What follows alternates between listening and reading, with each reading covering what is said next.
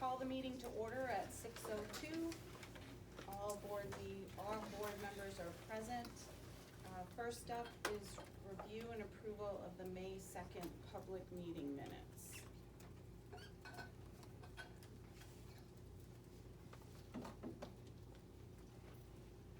Anyone?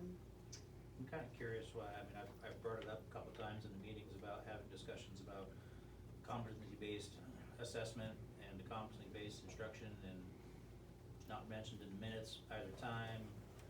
I guess we'll can have the same conversation when we talk about the agenda, because we keep saying that it's gonna be on the agenda and it's not on the agenda, and So I'm gonna focus you on where in the minutes it was said so that we can get it added. Because right now we're talking about Yep. the meeting minutes.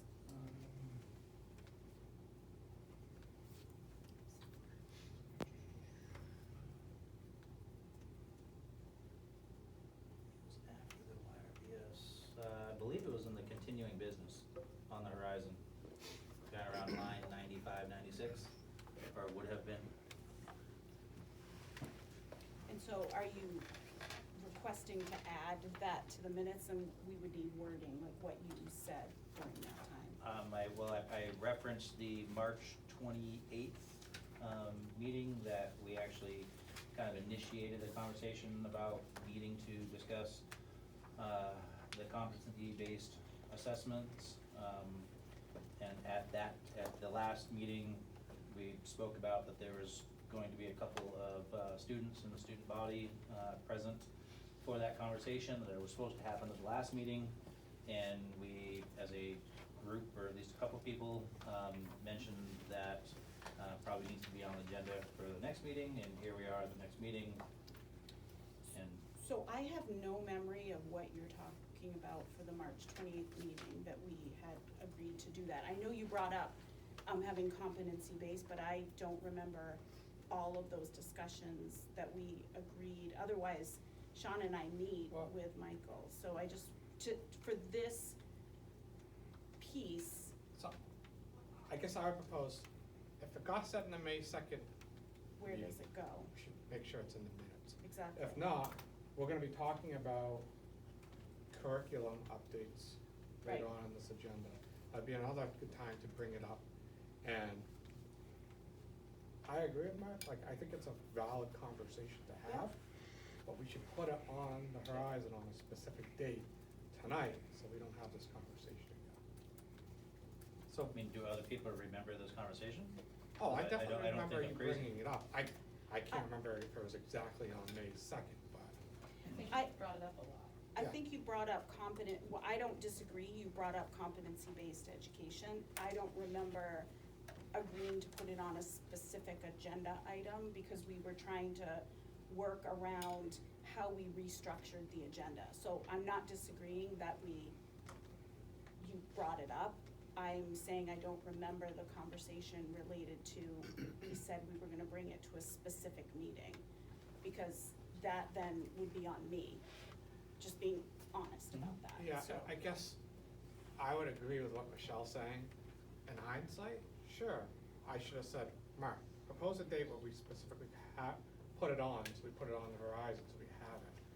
I didn't do that, I'll take responsibility for that, I don't have a problem doing that, but we do it tonight, get it on there.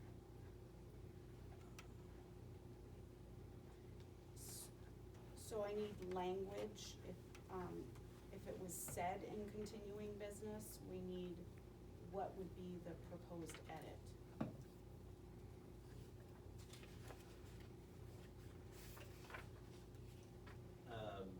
So for the May 2nd, Yeah. well, I'm going back to the notes that I took on May 2nd, and I proposed the question of why has there not been any discussion about the competency-based grading / block scheduling in May. I brought up the fact that it was in the March 28th meeting, it was said that was going to be happening on the, I believe what was it, the May 2nd meeting. And let's see, So can we just say on May 2nd, Mark asked why we haven't discussed competency-based grading? okay, Do that. sounds reasonable. Under the, on the horizon. Yeah. I think, yeah, I was thinking it was on the continuing business. I don't know if it was exactly word for word, but I get the point. That's valid. Because it definitely was in the discussion of restructuring future meetings. Because that's where we were talking about having focused on academics and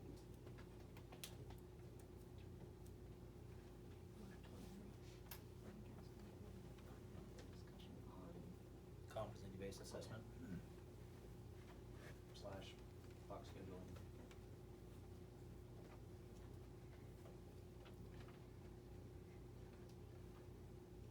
what is the addition, Greta? It says, Mark asked why we have not had the discussion on competency-based assessment / block scheduling. I'm good with it.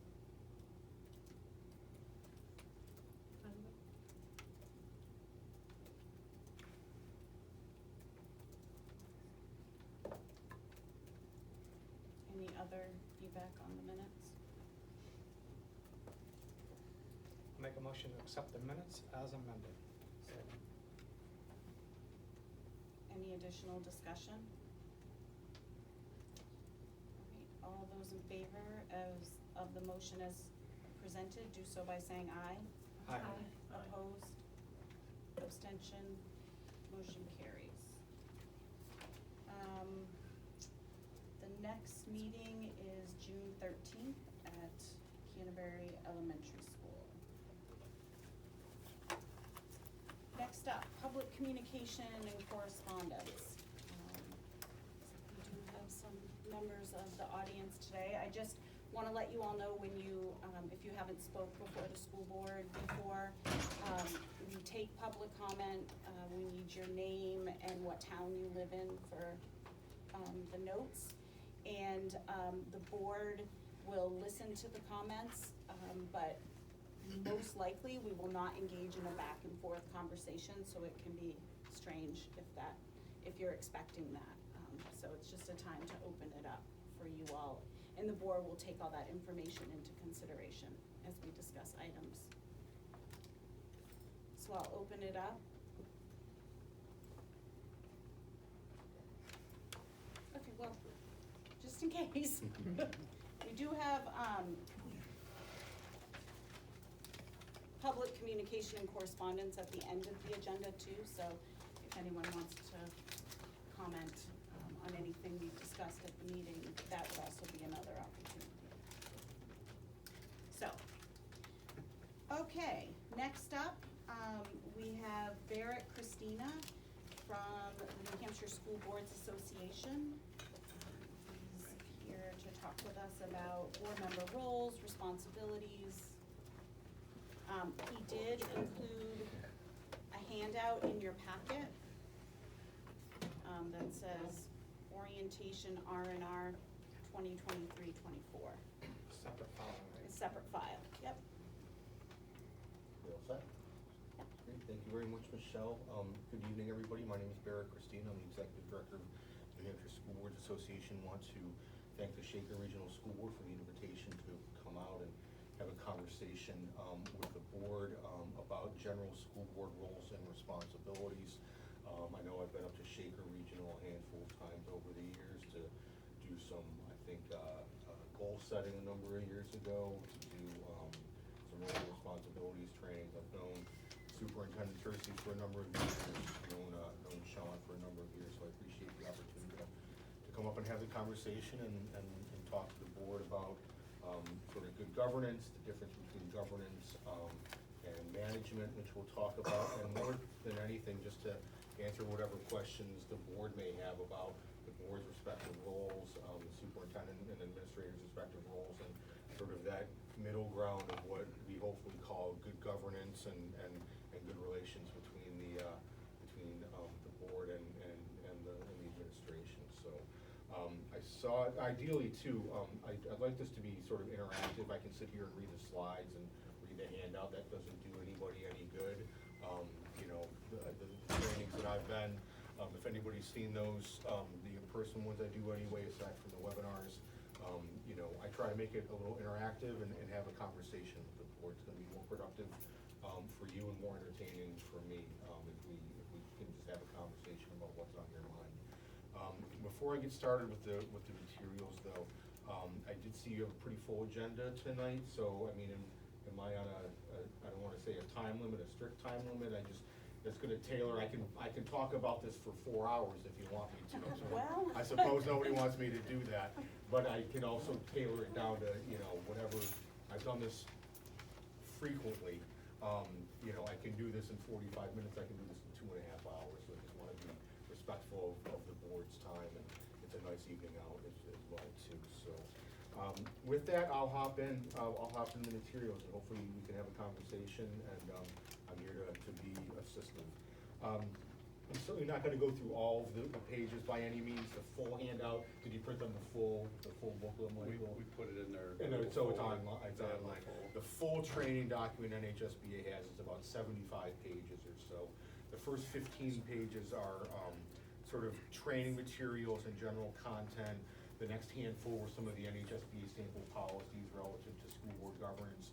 And then the last, I don't even know, maybe 50 pages or so, 40 pages or so, were a handful of articles that we've annexed from some of our sister school boards associations across the country about good governance, the role of the new school board member, the role of effective school boards, habits of effective school boards, good superintendent-school board relations, so on and so forth. I'll let you read those in your own time.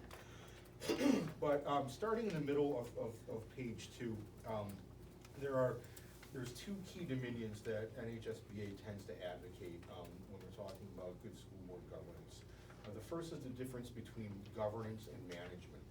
The school board governs the district, and how do you govern the district? By establishing a proposed budget that we send to the voters, by adopting policies, by engaging in strategic planning and goal setting to identify short-term and long-range plans, by evaluating the superintendent, and doing sort of the 30,000 foot, setting the direction for the district, setting the policies for the district, the rules, the expectations, so on and so forth.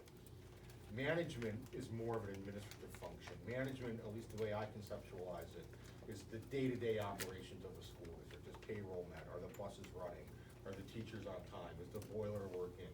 Are, the federal grants being implemented properly? Is all the paperwork that needs to go to the Department of Education and the Department of Revenue Administration, are those being done? Are the special ed reports, that either the feds or the state, requiring, are those reports being done? And we'll show some of the statutes later on, as well too, that speak about, the superintendent's responsibilities and how they relate sort of to the day-to-day oversight of things that are happening within the school district. The second general concept is collective authority versus individual authority. NHSBA advocates strongly that the best way to get things done, and really the only way to get things done, is collectively. When there are 7-member board, if I'm not mistaken, when the 7 of you are at a duly called meeting, discussing, taking votes, taking motions, deliberating particular issues, whatever it might be, the budget, competency-based learning, was that a facilities committee that was meeting earlier? And yeah, buildings and grounds, so, expending money, this project, that project, whatever it might be. But the key takeaway from that is, as an individual board member, you don't have any specific authority to act or speak on behalf of the board. When you look at all the statutes that talk about school board governance and school board roles and responsibilities, they talk about the board as a single entity. Really, the only particular right that an elected school board member has is to come to the meeting and sit at the table and discuss and deliberate and ultimately vote. So we'll talk a little bit about the collective authority versus individual authority as well too.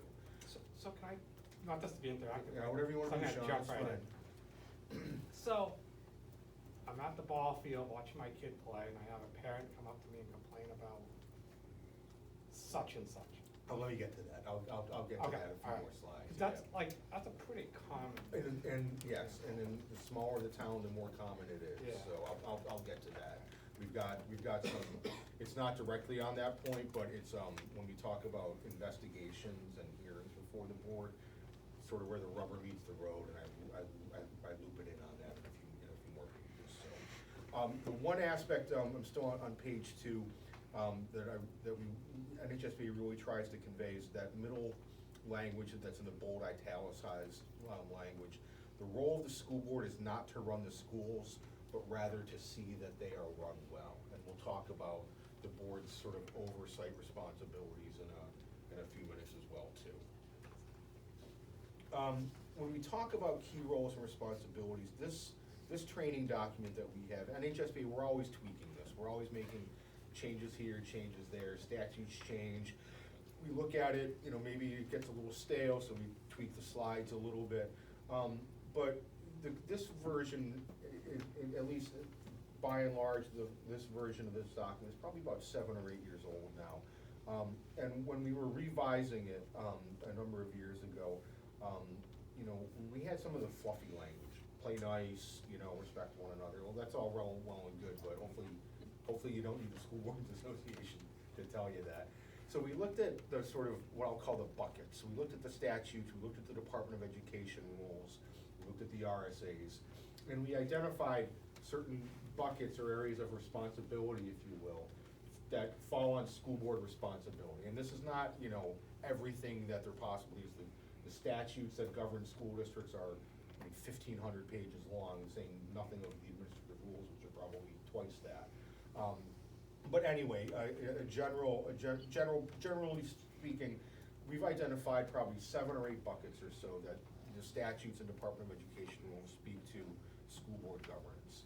And the first one, most of them are actionable, where the board actually has to do something, adopt a policy, adopt a budget, conduct an evaluation, the superintendent, I'll get to those as well too.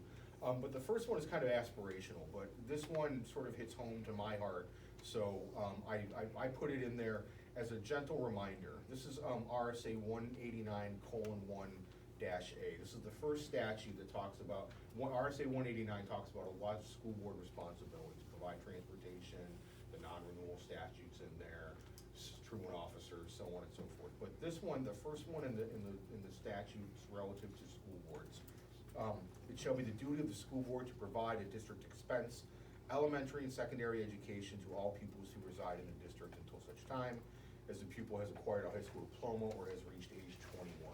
Your job as a school board is to make sure that the kids in Belmont and Canterbury get an education. And I hearken back to this statute frequently when we get a call from a school board member that is having a hard time deciding on a particular issue. I'm not sure how I should vote, I'm not sure what so I say, I can't answer that for you, but conceptualize it this way. How does your decision impact kids, right? Is it a budget issue? Is it a policy issue? Is it, a programming issue? Is it a facilities or buildings and grounds issue? If you just, when you're at the board meeting or you're looking through your packet, you've got a vote that's coming up and you're not quite sure, which way to go, ask yourself, how does this impact kids? And then make your best vote moving forward. So that's sort of why we put that first. Segueing into sort of the primary roles and responsibilities, set and establish school board policy. NHSBA advocates that this is really how school boards can get things done. You've seen your policy manual, 300-400 policies, how many you have. But through policy, you're setting expectations for who? Students, staff, administration, yourself as a board. You have section B policies that talk about, might give some authority to the board chair, might talk about board employee communications, but it's beyond just that, isn't it? Look at your policy manual. You have policies that impact everybody in this community, right? You have policies that set expectations for parents. You have policies that speak to visitors to the school, the protocols that go along with that. I presume you have policies that talk about outside organizations, renting the facility, renting the gymnasium, renting rooms, right? It's not just the staff, students, and parents that your policies are impacting. It's impacting everybody in the Shaker Regional School District. Why else is policy so important? Well, it tells your staff members how the board's expecting that they're going to act and what the expectations are for their dress code, for, staff behavior and staff ethics. It also establishes board processes are for administrative, but it certainly establishes, board priorities as well too. It communicates expectations, as I mentioned, to the community wide. And, one other thing, I'm on the top of page 4, it provides institutional stability. So when you get a constituent that asks, why did the board do this, or why did the principal do that? Well, it was in line with our policy. So that takes the heat kind of off of you as an individual board member, but it also puts it back, what did we talk about at the beginning? The collective authority of the board, right? The board, whether it was a prior board that adopted the policy and the current board reauthorized it or reviewed it and said, we're not making any changes, or the current board looked at it and said, yes, we're gonna make some changes for whatever reason. Times have changed, there was a new statute, you had this policy for 5 years and you talked to the superintendent, you talked to his administrative team and it wasn't working on the ground, so you had to change it up. But that also, it lends credence to the board sort of acting as a unified whole, if you will. And also, some of Michael knows, Michelle and Sean, I was staff attorney for NHSBA for 12 years before I moved into the executive director role. 9 times out of 10, if Michael would call me with a question, the first question I asked him was, do you have a policy, or what does your policy say? Or hopefully you follow a policy. So, and if you didn't follow policy, that's one issue. If you don't have a policy, that's a completely separate issue. Anyway, and looking at the sort of the legal authority, I'm not gonna go through all of these in their entirety. Barrett, Yeah, I'm just sorry. so you know, Yeah. we don't have what you're referring to, we have slides. Oh, did I only send you the slides? Yeah, so if Oh, you're I'm so expecting sorry. us to be following I'm along. so sorry. We're not. I sent you the wrong document. That's my apologies, Michael. You skip like a couple of pages, you can Yeah, have. yeah, so I'm I'm so like, wait, sorry. it's not page 4. Yeah. So it's fine, we got it, but I totally thought- just, I'll send you the white paper, my apologies. Yeah, Just don't say page such and yeah, such. just Yeah. don't tell us the page. It's like a Right, search and okay. find. Yeah, It's so, fun. My apologies, I thought I sent Michael the wrong document. I had them, I know where they are in my folder on my computer, and I good. sent you the slides and not the white paper. All right, thank you, and I apologize to the board. Policies, I'm at Department of Education Rule 303. There is a Department of Education rule that speaks to the roles and responsibilities of the school board. And we'll talk about in a little bit, the roles and responsibilities of the superintendent as well too. They correlate to one another, it's not by accident. But anyway, so Department of Education Rule 303.01, the duties of the school board. 303.01A, adopt policies necessary and desirable to control and effectuate recruitment, employment, and evaluation. So that's page 8 of our presentation. Thank you, appreciate that. 303.01B, adopt policies necessary and desirable to control and effectuate the purchase of equipment, supplies, and services. 303.01I, adopt rules that ensure there shall be no unlawful discrimination. Why they interchange the wording in the rule, in the Department of Education rule, I don't know, but in the context of a school board, a rule or a policy is gonna have the same meaning. Anyway, and within the minimum standards for public education, there are, this Department of Education Rule 306, there are probably another 25 or 30 policy requirements. So the rules that govern school board responsibility are directly telling the school board, by and large, your role and responsibility is a policy-making board. There are a handful of statutes that require policies as well too, and if you pay attention to the New Hampshire legislature, you know that list gets longer and longer every single year. Last year, and they may not always be new policies, but for those that were on the board last year, our fall policy update had like 40 policies that had to be amended. That wasn't because we thought it was a good idea. Don't blame NHSBA. They were all responsive to statutes that had changed at the legislature. So, policy, I think I've hammered that home pretty good. Moving on to the next one, C, setting the school district's budget and providing budget oversight. That's a misnomer. We know that the voters are the ones who actually set the budget, so I should probably change the language in that. But we know that you have budget responsibilities every single board meeting, right? At the committee meeting, we're talking talking about $30,000 for, I didn't quite catch what it was, but you were talking about, should that come out of unexpended funds? Should that be, should that be budgeted next year? That's a policy decision, everything that you make is a policy decision. But my point being is, it's not like you just work on your budget for 3 or 4 months in the late fall, early winter, and then put it out to the voters and you're done with it. Every discussion, every board meeting, I imagine you're getting some sort of report from your business manager, whether it's monthly or every meeting or quarterly, however you do it. You've got meetings where you're talking about expending this, or do we put that in the budget, unexpended funds, budget preparation, limits on expenditures, transfer of appropriations. Do you have to transfer money across line items from time to time? Yep. Not often. Cut back a lot on that. Yeah, that's. Try not to. That's good. The less you do it, it means the more in line that your budget was in line with what you were anticipating, whether or not it was, maintenance and grounds, special education.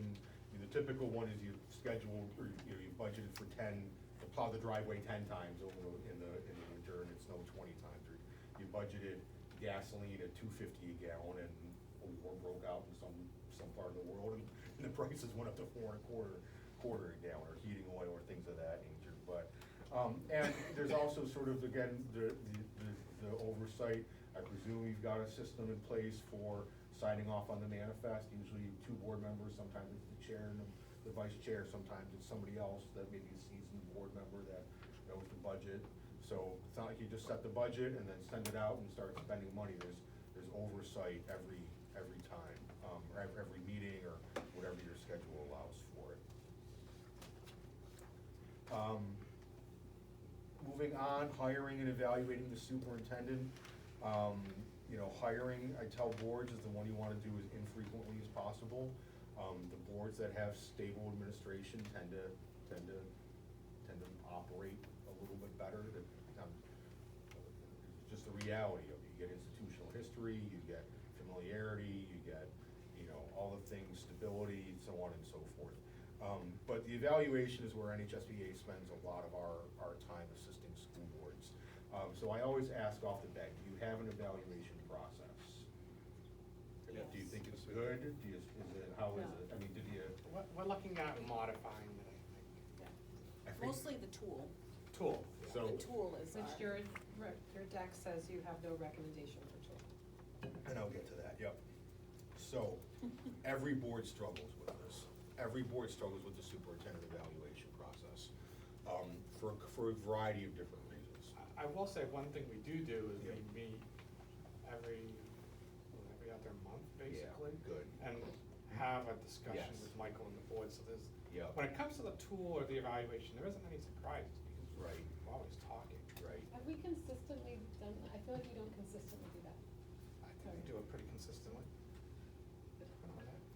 Yeah, but I realized we haven't done it since, like, it should be on June's. Since the election, right? Correct. So it was March. But that's something we've always. Right, we did it in March. We've always done it So it every should have other been month. this, right. So, well, that's that's certainly in line with NHSBA's recommendations. In terms of the tool or the rubric or the matrix, so I've been doing this a long time. I've hunted high and low for like the matrix or the tool. In my opinion, it doesn't exist. Some are better than others are okay. From my experience, the best evaluation models are developed locally. And that can be a challenge, I get that. But the reasons I say that it's developed locally is that the needs in the Shaker Regional School District are gonna be different than your neighbors. The boards are going to be different, the expectations are gonna be different, the goals are gonna be different, the needs of the school district are going to be different. Go ahead, Sean. So when you say locally, Yeah. like, I would envision a subcommittee of the board to start that process. But would you propose that Michael be involved in that process? Absolutely. Yeah, the superintendent has to be involved in the development of, I'm just gonna say tool, rubric, matrix, whatever system you're going to be used. It has to be mutually agreed to between the superintendent and the school board for a variety of reasons. One, the employee has a right to know sort of what's coming. What am I evaluating on? How am I being evaluated? we also say, I guess in line with what normally you do, but don't wait until April or May to have one summative, formal, sit-down evaluation. You gotta do mini check-ins, whether or not that's every month, every other month, quarterly, whatever it is. The front side of evaluations is goal setting. I'm a believer in that. Excuse me. I don't know, does the board do goals? I mean, there's different types of goal setting as well too. There's goal setting for the board, where the board collectively says, this is how we want to improve. More efficient meetings, we wanna get the collective bargaining passed, we wanna get the bond for the renovation passed. Board goals, what is the board doing? Then there's district goals, okay? We've had a conversation about competency-based learning, that may be one goal. Raising test scores may be one goal. Whatever it might be, the more sort of academic, type of goals. And then there's the superintendent's goals, and they're all tied together. None of these stand alone, right? But then there's Michael goals. This is how he wants to see, what he personally wants to see, over the next calendar, the next school year. So how far down, where's the threshold, for where, the board is gonna be setting goals for superintendent's office, is gonna be setting, district goals? Yep. How far down does the whole set their vision? Yeah. As far as, would it include instruction, where's the line with that, the Sure, board should so stop? I guess just to back up a little, and that's a good question, to back up a second, let me ask, does the board have a strategic plan? We did, it basically expired Okay. come January. Okay. It was a 5-year plan, Was and it that is one of implemented? the goals of this board, is to review Right. and revise that Right. in this coming school year. Okay, so to your question, Mark, is it Mark? Yes. Mark, to your question, Mark, we often say that if a board has a strategic plan, that is going to, let's say you have a 5-year strategic plan, that and ideally the goals within that strategic plan are benchmarked. It might be a 5-year plan, but some of those goals might be 6 months, and I'm gonna get to your answer, and lay the groundwork. It might be 6 months, it might be a 1-year goal, it might be a 2-year goal, it might be a 5-year goal. Depending on how the strategic plan, what, I'm gonna say topics were included in the strategic plan, I've seen some that certainly have an instructional or an educational component. I've seen strategic plans that will have, a facilities component. There will be a technology component. There'll be an education slash, I'll call it CIA, curriculum instruction or assessment, for lack of a better phrase, component. The challenge of a good strategic plan is none of these things stand alone, right? Like, let's say you had an older facility. Let's say this building that we were in was like a 100-year-old elementary school. Well, do you think that facilities, technology, and instruction are all going to be impacted together within that plan? So there's crossbreeding, if you will, about that. The level of your goal setting and planning is, I guess, whatever the board collectively agrees that it wants to be a part of. So, and those would be what I would call probably more district goals. At least, everybody's gonna have their own interpretation of it. When I say board goals, I think of sort of how does the board operating, and what does the board want to accomplish over the next year. We wanna review all the policies in section J. We wanna work on getting the collective bargaining agreement passed. We wanna work on making our meetings more efficient. We wanna work on developing a new evaluation model. We wanna work on re-implementing or re-engaging the strategic planning process. Those are what I would consider board goals. The district goals would be, again, facilities, instruction, technology, something in a larger strategic plan. And then your superintendent's goals have to be, to some degree, some are gonna be what Michael wants to, for his own sort of professional growth. But then others are going to be, okay, we have this strategic plan, we're in year 2 of a year 5 strategic plan. My goals and responsibilities within the strategic plan have been outlined to be these half a dozen things. And then it's the board's responsibility to make sure you're giving the superintendent and his administrative team the goals and resources to be able, or I'm saying, the time, effort, resources to meet that goal. So, does that help? I think so, yeah. Okay.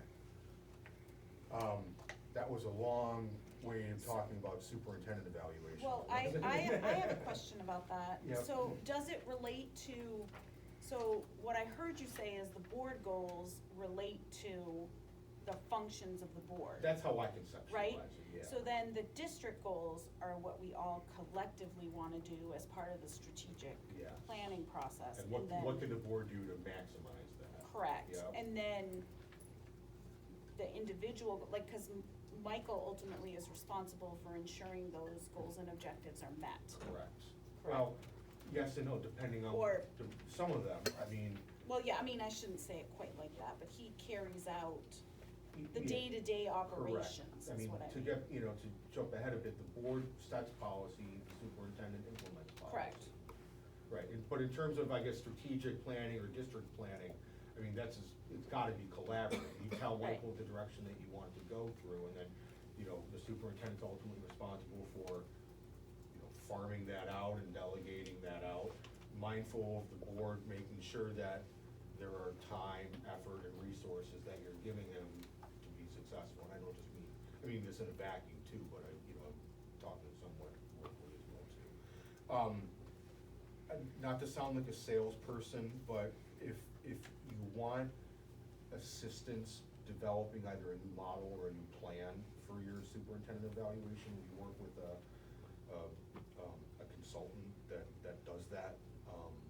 So, we don't have to have that conversation now, but if Michelle or Sean and I would want to have a conversation about it, give me a call, but, so my point being is that, there isn't going to be a magic rubric or a magic tool out there, it just isn't, I mean, you can take some that are better than others, but like our sample policies, here are 4 or 5 that I have on file, you're gonna wanna tweak and amend and maybe draw a couple from here and a couple from there and a couple from here and a couple from there to put together a tool that works for you.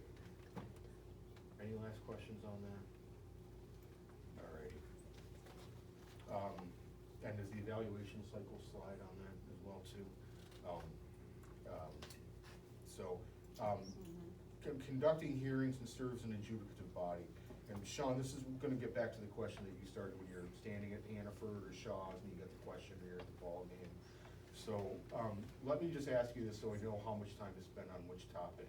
Has the board had to engage in any hearings over the last, COVID's kind of a hard measurement, but has the board had to engage in any, say, student disciplinary hearings, non-renewal hearings, staff discipline hearings over the last any number of years? Some. Yes. Some, not a lot? Yep. Right, okay. So, here's the aspect on this. From time to time, the board has what we call quasi-judicial responsibilities. You're serving as judge and jury impacting somebody's rights. A kid has a right to come to school, right? If the kid's being suspended or expelled, suspended in excess of, is it 5 days now you have to have the hearing, where we changed the law to a couple of years, is it still 10?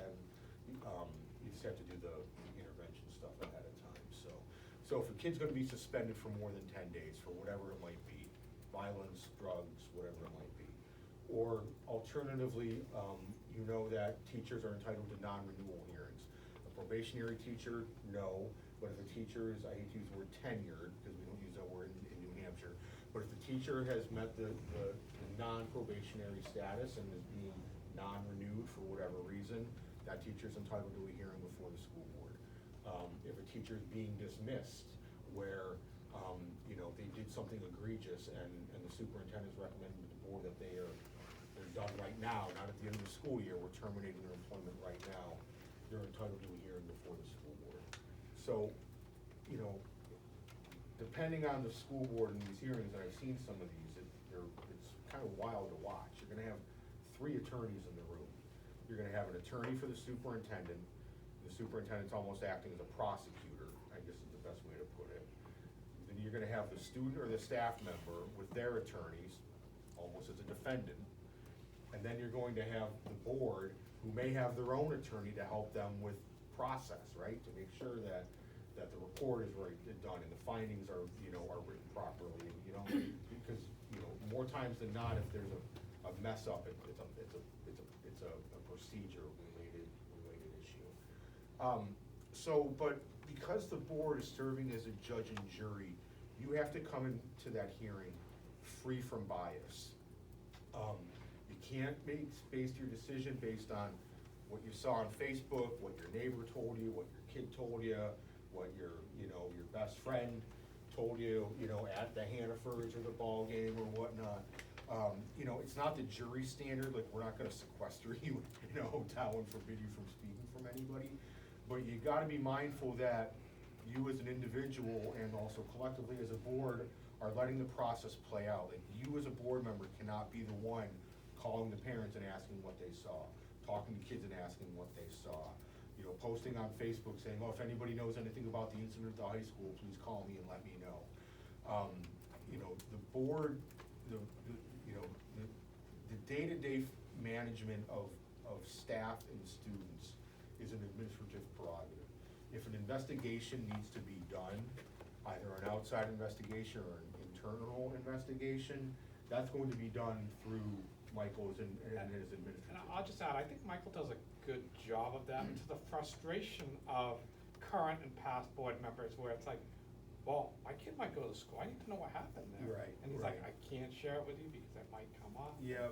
He does a good job of keeping us And unbiased. and I get it, it's frustrating for the board members, I completely get that, because you got elected, you have constituencies, I presume,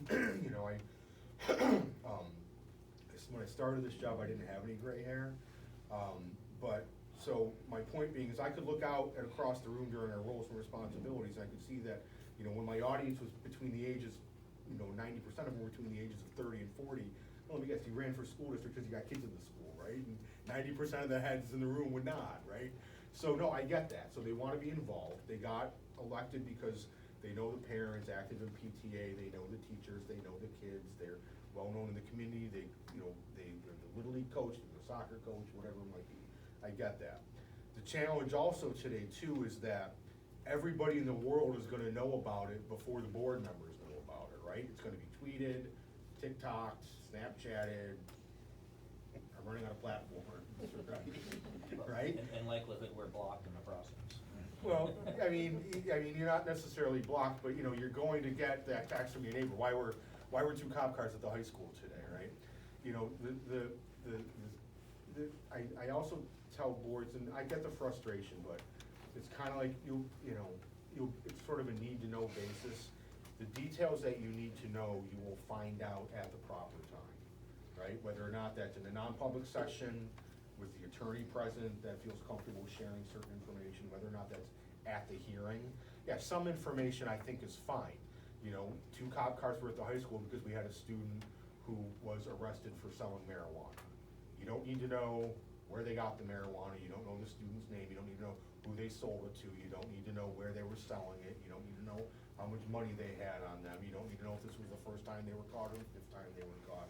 All you need to know is that a student was arrested at the high school today for X, or there was an ambulance at the high school today because X.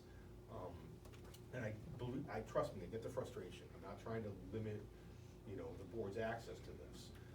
But the other aspect too is, you gotta be mindful when you get people come up to you at the ball game or at Hannaford, you really just have to say, you're familiar with non-public session, right? Why are we going into non-public session? Because somebody's privacy rights or confidentiality rights are at issue. That's why we have non-public session, because the law recognizes some things are private and confidential and should not necessarily be for public purview. And kids, always non-public session, the law says if you're having a hearing, the person being impacted can pick and choose, but I presume they always do it in non-public session, from my experience. Teachers, again, their choice, I've seen some in public, some in non-public session. But, even during the lead up, when you're getting reports from an investigator or the administration or the school district's attorney, you're gonna be receiving those reports all in non-public session, right? And I always say, I've never been to Las Vegas, but what's the saying? What happens in Vegas stays in Vegas. Non-public session is the exact same way. What happens in non-public session stays in non-public session. And that's not to limit anybody, that's to protect the board from its own liability, but also to protect the privacy rights of the individual who's being impacted. So, questions, comments, thoughts about that? Did that touch on it, Sean? Was that a little bit where you were going? Yeah, I think the other variation of it is, why aren't you doing such and such? Or can you talk to Michael about, I don't know, why is the grass mowed? Like, why aren't you taking care of that? It's like, well, it's not my responsibility to, like, there's all, a million different variations of that question. You're right. Right. Like, When are I'm you just gonna- here to watch when my are the kid, I'm not potholes here to gonna like. get filled every March? When are the potholes in the parking lot? A great example is we used to have a policy against animals on the school grounds. Yeah, right. And I felt like I was now in charge of telling people, The animal you can't control. have animals on the school grounds. Right. That's not Right. like, So, I'm one a person. couple things, if it's a board issue and it relates to the half a dozen board topics, then say, we're happy to put, put it on the, or we'll discuss it, maybe it'll be an agenda item. Or can you always do, refer it back to policy? If it's operational, that's gonna be an administrative function. If you got questions about when the lawn's gonna be mowed, or when is the playground gonna be open this spring, call the superintendent, and I'm sure he'll be able to get you an answer. A lot of times the school board's job, remember we said the job is not to run the schools, but to see that they're run well. Oftentimes, especially with your constituents, your responsibility is to help them navigate the system and navigate the process. Call the special ed director, call your high school principal. We have policies on all of this, most of them are in section K, public complaints. KE is public complaints about like school operations, and that would relate to grounds, facilities, so on and so forth. Policy KEB is complaints about personnel or staff. If you've got a complaint about the second grade teacher, you've got a complaint about your kid's special ed teacher, whatever it might be, there's a chain of command within there. Your job is not always to answer the question, but to help the individuals navigate the system and get them to the person that can get them the answer. Questions on that?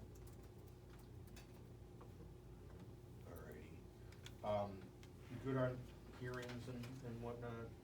Alrighty. Couple other roles and responsibilities in the buckets, if you will, for school boards. I'll wrap these up quickly, and then depending on the board's desire, I can talk on how these somewhat relate to the superintendent's roles and responsibilities. Again, the board's choice. Collective bargaining, did you hit, how many, 2 units here, 1 unit? How many collective bargaining, you got one, just your teachers? Did you have to bargain this year? Yep. Yeah, did it pass? Yeah. Good. 4-year contract. Nice, very good, very good. I've never done bargaining myself. Our staff attorney has a background in collective bargaining. So don't call me asking for advice on it, please. It's something that I know just a little bit enough to be dangerous, like, right, to give you just, get you 90% of there, but like maybe a little bit wrong, so, and I certainly don't wanna do that. And moving on, the next sort of topic or bucket, if you will, is communicate with the public. Keep the public informed of board actions. Now, we all know about the right to know law. You have to post meetings 24 hours in advance. I saw you online, you post your minutes of previous meetings, you post your agendas of future meetings. That's all well and good. We've got open meetings, and I see, I think we're being streamed if I'm not, I got some weird device looking at me. But the one thing that COVID sort of really highlighted and granted, this was very issue specific, was the desire of parents to get sort of more information from their school district or from their school board. Right now, obviously, that was very issue specific, because parents wanted to know about masking, they wanted to know about hybrid or in person or remote, they wanted to know, is it gonna be, are we gonna be able to let the kids outside without a mask so they can run around, and lunchtime and busing and all that sort of stuff. Barrett, let's not rehash those. No, I know, I'm sorry, it's still, yeah. Shudder a little bit. Yeah, well, we all do. But, when we would do our new school board member orientation in person, and we'd get the 120 new school board members in the audience, and I would, I'd ask, I'd say, why did you run for the school board? And I'd just pick on people at random, but again, getting back, if it was a 35-year-old mom or dad, I knew why they ran for the school board, because they had parents in the district. And that was, 70, I'd say, how many of you ran because you have kids in the district? And 75, 80% of the hand would go up. I'd call on people who didn't raise their hand, and I'd say, why did you run for school board? Why did you run for school board? And overwhelmingly, the second most common reason that people ran for school board, this is a number of years ago, was, I wanted more communication or better communication from my school board. I'd watch the meetings online or I'd read the minutes, but I didn't really get a sense that I knew what was going on within the district. Taking that for what it's worth, okay, better or more communication. Well, better is kind of subjective, so what does that mean? More communication, okay, 1 newsletter a month, now we're gonna do 2, that's more, is that meeting your needs? My point being on this is, and we gotta be mindful, because there's staff time and board time, and I get that, and more policy work, but, it's easier to communicate with people today than it ever has been. How many of you have a smartphone on here right now, right? We never go anywhere without it. It's the last thing we look at before we go to bed, and it's the first thing that we hear when we wake up in the morning, right? Talk to my wife, I never have. She hates it. You're right, so, and I presume you've got all the, I'm just gonna call them programs in place, you got text alerts to the parents, and robocalls, and robo-emails and whatnot. Some districts, use social media, others don't, I don't have an opinion on it. If you do, great, make sure you've got some policies and procedures in place. If you don't and you're considering it, you don't just decide, oh, we're gonna start doing a Facebook page today, and there's a lot of other considerations have to go on. There's policies and procedures, as I said, who's gonna have control of it? Are you going to allow comments or not allow comments? Be real careful with how that can go, because that can go south real quick. Who's gonna have the password, what type of content is going to be updated, this, that, and the other thing. But my point being is that, there's an aspect, and it's not just, it's not just from parents, it's from the world, right? We have answers like this now, right? Like I was saying, when something happens at school, the 7 of you are gonna be the last to know about it, and every kid and every parent in the district is gonna know about it before you. But there's that expectation that we get information like immediately right now, right? Just with a click of a button. So my point being is that, find ways that you can do, and maybe communicate is, and maybe a different word, be engaged with your community as well too, so. Questions on that? All right, the last role and responsibility that we have is strategic planning, long-term, short-term goals and plans and objectives. There's actually a Department of Education role, this is a requirement. And I don't know if boards are fully aware of this. Department of Education Rule 303.01G imposes upon school boards the duty to, quote, develop long-range plans and identify measurable and attainable short-term objectives. And NHSBA advocates that this comprehensive strategic plan can help the school board and the district clarify the board and district's goals and direction, identify effective aspects of board performance, plan for learning opportunities for students, address areas of need and improvement, so on and so forth. So there's budgetary impacts to that as well too, so all right, we're buying computers this year, next year we're buying new windows, next year we're replacing the boiler, next year we're, redoing the athletic field or whatever it might be, so. Those are the board's roles and responsibilities, sort of the abridged version in a nutshell, and I apologize again for not sending the right document, I'll get that off to you though, Michael. Are there any questions about anything that I've mentioned tonight, or anything related, semi-related?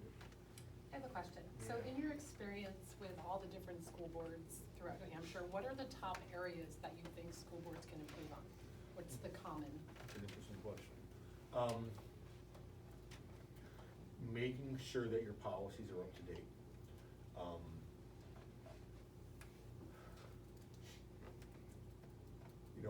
I think engaging with the public is one, whether or not, the extent of what we saw a few years ago is indicative of where sort of mindsets and attitudes are now is somebody else's job to decipher.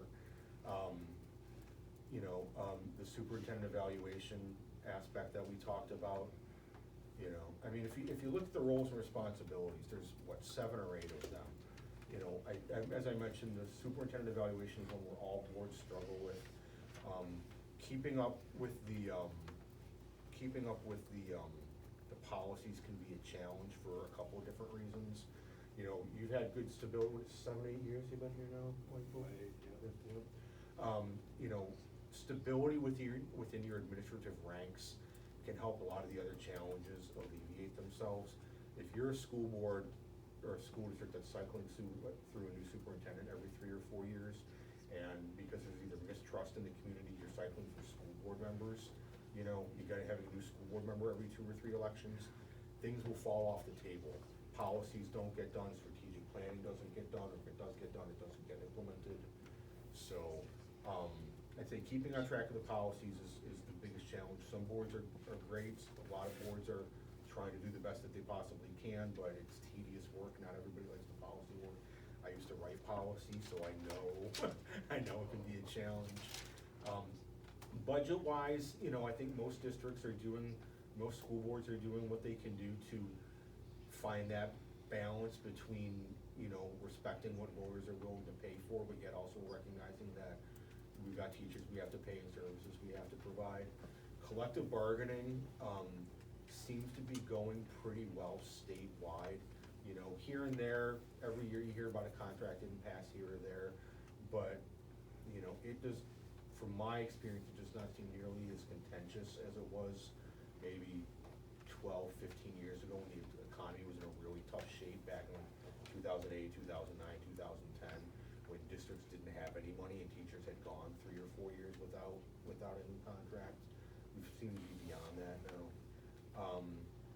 You know, and, you know, I guess recognizing that, you know, everybody has a role to do. The principal has a role to do, the superintendent has a role to do, the board has a role to do.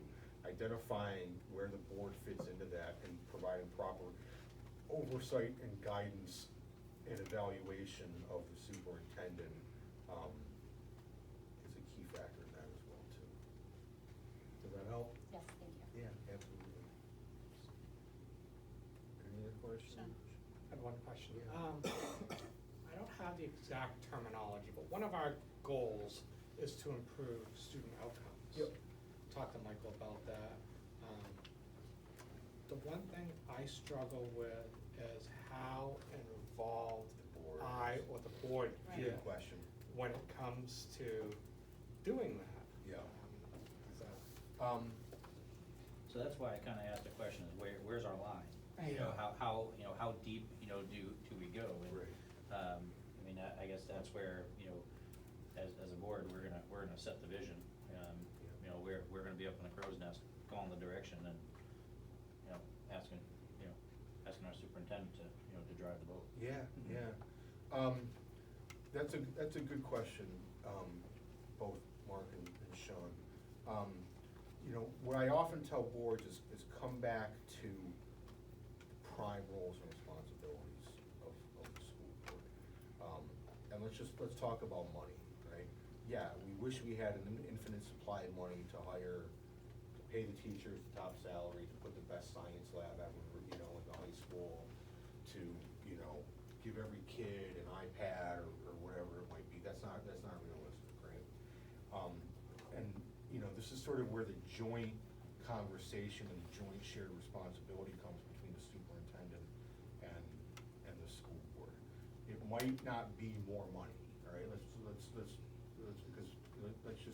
Let's just say it's not more money. Let's say you're gonna have a standard budget, 1.5%, 2% increase moving forward, all right? Where is that money being allocated? Is it being allocated in the most efficient way, all right? Do we have to cut something, and sometimes we have to cut, to hire a reading specialist, for example? We've got $100,000 over here that we've been using for something, you know, and that might be a tough decision the board has to make. And the superintendent might have to say, well, we can hire a reading specialist, add an extra $100,000 a year, or we can make, you know, cut here, cut there, and we've got $100,000, right? You know, curriculum is generally not within the board's purview, like selecting textbooks and whatnot. And the reason I say that is, you know, I've been with the School Boards Association almost 18 years now. I'm not an educator. Don't ask me about curriculum instruction and assessment. I don't know about that. and I feel like I should know about that, I mean, but you know, I've been on the board long enough, I should Well, know but- all these curriculums, and I just don't, and I feel like I'm just but- rubber but stamping. what are the roles and responsibilities of the board? Nothing in the law, talks about the board having knowledge or responsibility over curriculum instruction or assessment, right? If we get to them, great, if we wanna get on with the rest of the meeting, that's fine, but, when I send you this, if you look at the Department of Education rules and the statute, RSA 194C4, it talks about the superintendent is responsible for the educational program. It's as simple as that. And, I don't know, do you have a curriculum director here? So. Silas, right behind me. Oh, okay. So you've got, you've got a doctorate, right? No. No? I thought I do you did. not. Oh, okay. Anyway, you've got somebody with advanced degrees, right? Are you joking with me? No, I don't. Oh, okay. Anyway, you've got somebody with advanced degrees. I have a CAGS. You got a CAGS. Which is required. for Yes, you got a CAGS, superintendent right? You've got a curriculum coordinator, you've got principals with advanced degrees that have gone to school to know about curriculum instruction and assessment, so. But in terms of the board's role, asking questions, I think is reasonable. Oh, our state assessment data dropped 3 percentage points this year. Can we identify why? Is it because, we're still catching up with goal with learning loss? Is it because we need to reallocate the money? Is it targeted interventions? Is it, in looking at the data, you gotta be mindful that you're not, spending all your time looking at data, but, we know that, early interventions in K through 3 are really gonna set the groundwork for kids being hopefully successful in middle school and high school, right? You don't need to be an educator to know that. So, but are those, those targeted interventions, where do they need to be? I look at it the same way, that like lots of things that the administration does. Your superintendent comes to you with a recommendation for the budget. I recommend we cut this line item and add that line item. I recommend that we, renew this person and non-renew this person. I recommend that we add a curriculum coordinator or a reading specialist or whatever it might be, but at the expense of this, that, or the other thing. Michael makes recommendations to the board about these certain things. The board can do what it wants with it, if you, accept the recommendation, great, but if you don't, well, what's plan B then? You gotta be mindful of time, effort, and resources, so, and the other aspect too about, the board being overly involved in sort of curriculum instruction or assessment, you would have to know every subject area. Pre-K, do you have pre-K here? Pre-K through 12th grade, advanced placement calculus, right? Do you know everything that goes, does anybody around the table know everything that those subject matters? No, so we rely on the experts. To put that on as as an agenda item, there's some of the conversation earlier about competency-based learning or whatever it was. If it's something that the board wants to have a conversation about. The other thing too, I'll recommend, if the board has questions about curriculum, instruction, assessment, competency-based education, plan, 30 minutes or 45 minutes or whatever at a board meeting. Say, Michael, we would like a report from you and the curriculum coordinator on how our curriculum is established, or what our grading practices are, or how this, that, or the other thing. And Michael will bring in some people from his team and give a report out to the board about how they select this, how they select that, how they, what they're doing, what the teachers are engaging with in their professional development, how textbooks are selected, so on and so, how curriculum is selected, so on and so forth. Does that help? I mean, it gives you at least gives the board an understanding where you can have some understanding, and it'd probably be helpful for the public and the parents as well, too.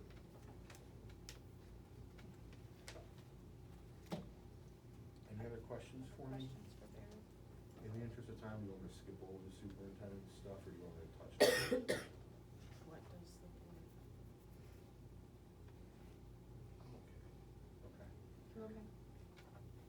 I'll just direct you real quickly, and again, I apologize.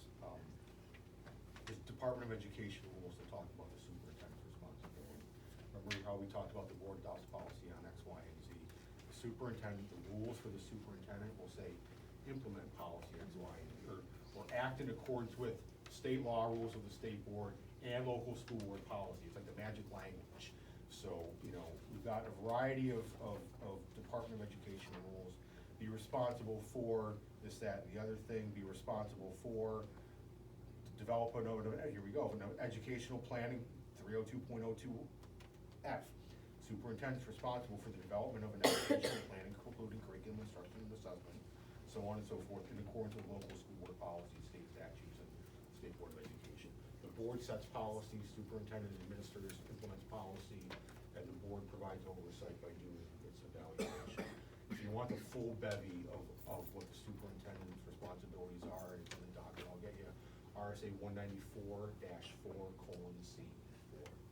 I'm sorry, RSA 194-C:4, paragraph 2. And it lists A through, I don't know, Q, R, S, T, all the responsibilities of the superintendent. And again, if you look at those, they're sort of the day-to-day operation. We talk about payroll, cash flow, making sure all federal laws are being implemented, making sure that you're, you know, the superintendent's responsible for implementing, you know, school board policy. But if you look at those, I view them as like the day-to-day operational aspects. And I bet too, it may not be a clean, square fit, but if you were to take a look at that list of administrative responsibilities in 194-C4, you probably have policies that touch on a lot of those things. It may not be a square fit, but you probably have, I know you have policies on all the federal laws, Title IX, special education, and you know, you may have internal, you wouldn't necessarily have policies on like cash flow and payroll, but you probably have, you know, SOPs internally in the business office and all that stuff is taken care of, so. But, the school board, again, the last general couple comments, collective authority versus individual authority, governance versus management, work through the collective as a board, whether or not it's putting something on the agenda, raising an issue that we believe, you know, the board should be talking about, directing people to the resource, the special ed director, the business manager, the superintendent. Those are in a nutshell, the abridged version of the role and responsibilities of school boards, and interplaying that a little bit with the administrative responsibilities of the school superintendent and are there any last questions I can answer? Give me 2 more minutes. Thank you again all for having me come on up. For those that I haven't met personally before, it's nice meeting you. There'll be a few formal introductions, that's fine. I've been up a number of times. I've known Michael a number of years, worked with Sean and Michelle a number of years. If the board needs anything, reach out to us at any time. We're always here to help. We hope this was helpful for you. We hope that you've been able to come to some of the webinars we've done with our webinars for the year. Thank goodness. But if there's any, you know, questions, comments, concerns, or thoughts, by all means, reach out. Thank you. Thank you. Yep, drive safely. Yep.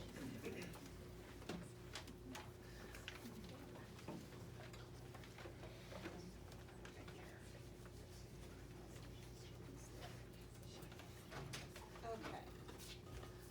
Next up, Silas, you're back from the track meet. I am. Okay, welcome. Are you ready? Curriculum updates? I'm ready. I don't know. So was this in here twice in the packet? I think it was, I thought it was They duplicated. did load it twice. Okay, I just kept, I spent so much time trying to figure out the differences, I'm like, Right. I don't think there's any difference. that's, so.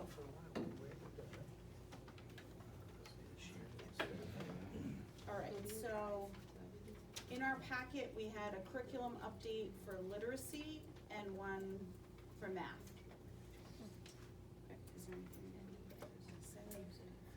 in like- No, the math largely reflects what we have done last school year and this school year, and the literacy is really looking forward.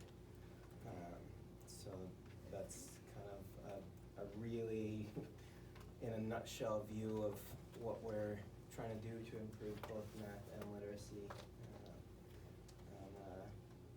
Definitely open for questions, or if there's anything I have a that's question. worth talking about. So under literacy, it says foundations for BES K through 4 and CES K through 2. why isn't grades 3 and 4 for CES being included? Yeah, so when BES started using foundations in the 2018-19 school year, it actually started with K and 1, and then they expanded to second grade. This is the first year that third grade is using foundations. The really key levels for foundations with those skills that it focuses on, the phonics, letter ID, handwriting and letter formation, all of that is really key for the K2. The third grade level of foundations, we found, we're still looking at how it's going because this is the first year we're doing it at BES. But we feel that the implementation is going to work best at CES to start with the K2 and see what we need from there. So will the CES students, could they fall behind because they're not getting the same thing for grades 3 and 4?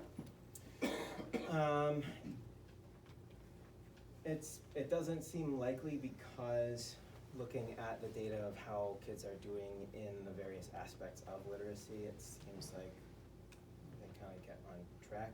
So one of the things that we knew at BES a few years ago and that we're now seeing at CES that is different from a few years ago is that explicit instruction in phonics had ended up creating gaps later. So what we saw, and it's common, this is part of the science of reading, is that research that shows how kids learn to read. Younger learners end up creating workarounds for phonics, so they're not actually decoding the words, they're using things like picture clues and context clues and repetitive text to guess what the words are saying, and that gets them only so far. So when they hit that third and especially fourth and fifth grade level, they're starting to fall behind in their comprehension because they don't have that strong foundation in phonics to really help them decode the words. So with that in mind, the key is to really do an excellent job of instructing phonics at the K2 level so that students going into third grade have that foundation and their reading brain is complete. Is that a recent change in philosophy? It's not really a change in philosophy, it's a change in the resources we need to be able to do it well.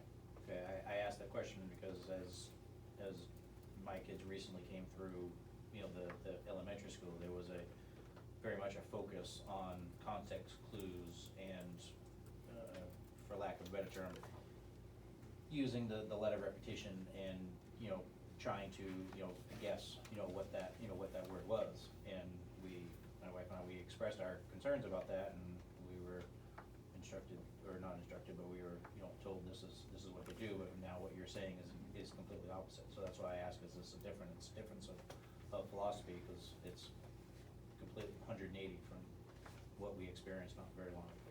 Okay, yeah, that's good to know. That's good to know.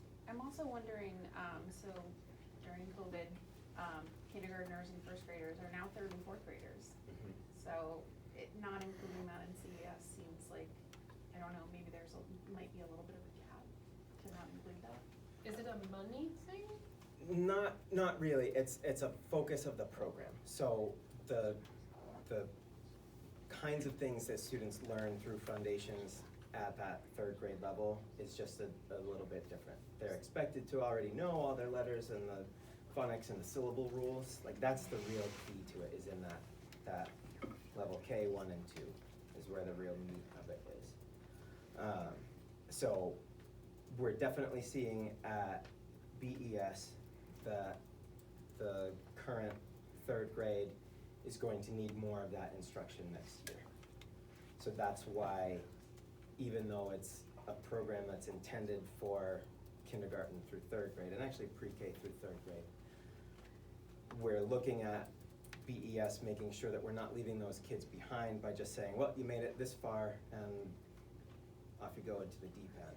We're extending it through so that they'll get the rest of the level 3 scope and sequence of foundations next year in fourth grade. So So if I'm hearing it correctly, it's not needed for third and fourth graders at CES, but is for B. That's the working theory right now.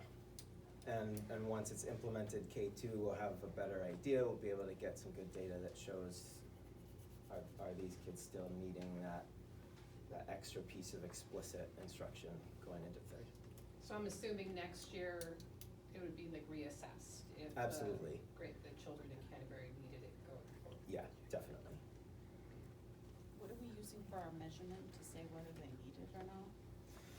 Yeah, so right now, both schools use the DRA, Can you, Developmental Reading Assessment. I think I have that acronym right. And that is a one-on-one teacher and student sit down. The student reads, the teacher is listening and marking how they're reading. So that's our kind of main dipstick of reading. We also have, each unit in Foundations has an end of unit assessment, and we've been looking at that data at BES. We have Hegarty assessments. Hegarty is focused on phonemic awareness, so even pre-print, just hearing the sounds within words. And CES uses DIBBLES, which is another just quick progress monitoring as they go throughout the year. Just So get a that sense of DRA it. you talked about, is that done multiple times during the year? Yeah. Between Yeah, 3 times a year at each school. Oh, okay. Are we moving away from that though, since it doesn't really align with what we should be assessing? right? So that's on the table for next year to look at what else we can do. Right now, just so everybody knows, this is a big bite to chew. Literacy as a whole, we know it's a big need in the district. We jumped all in on math. We're still working on math. This next year will be the 3rd year of a big shift in math, and we're implementing some big shifts in literacy. So DRA being one of those, yeah, we know it's gonna need to change, but we're not ready for it yet. But doing the research of what else is out there that we can start to implement year after next, maybe 2 years. But we wanted to keep it because there is value in that teacher hearing the student read one-on-one. The reason it's not aligned with science of reading is because the texts are not decodable in an explicit sequence, meaning that what students are doing is they're guessing. They're using all those other systems to try to figure out the answer to the comprehension questions. So it's not the ideal measure, it's what we have right now, and it does give us helpful data, but we wanna look at that soon. Is that the only common assessment we have in the district currently? At the elementary level for literacy, both schools use the the Hegarty assessment. Hegarty instruction will be new at Canterbury next year, but both schools use that assessment for phonemic awareness. And both schools use the DRA. Obviously both, once you hit 3rd grade, have the state assessment. But that's it for common right now. And we've got our data team has put forward a proposal for tightening that up, getting more common assessments between the 2 schools. Do we have a dyslexia screener? We have to by law, so. Yeah. What are we using? Yeah, so Canterbury is still using DIBBLES as the dyslexia screener. BES this year, for the first time, used the Dial 4, which is already used as the kindergarten screener. And there's enough in there with an additional component called the RAN that satisfies the state requirement for dyslexia screener. So, my head's spinning just hearing like all the terms. Yeah, it's a lot The of jargon. assessment methods, and I'm moving from this to that, and I just wanna see like improvement from the beginning of the year to the end of the year.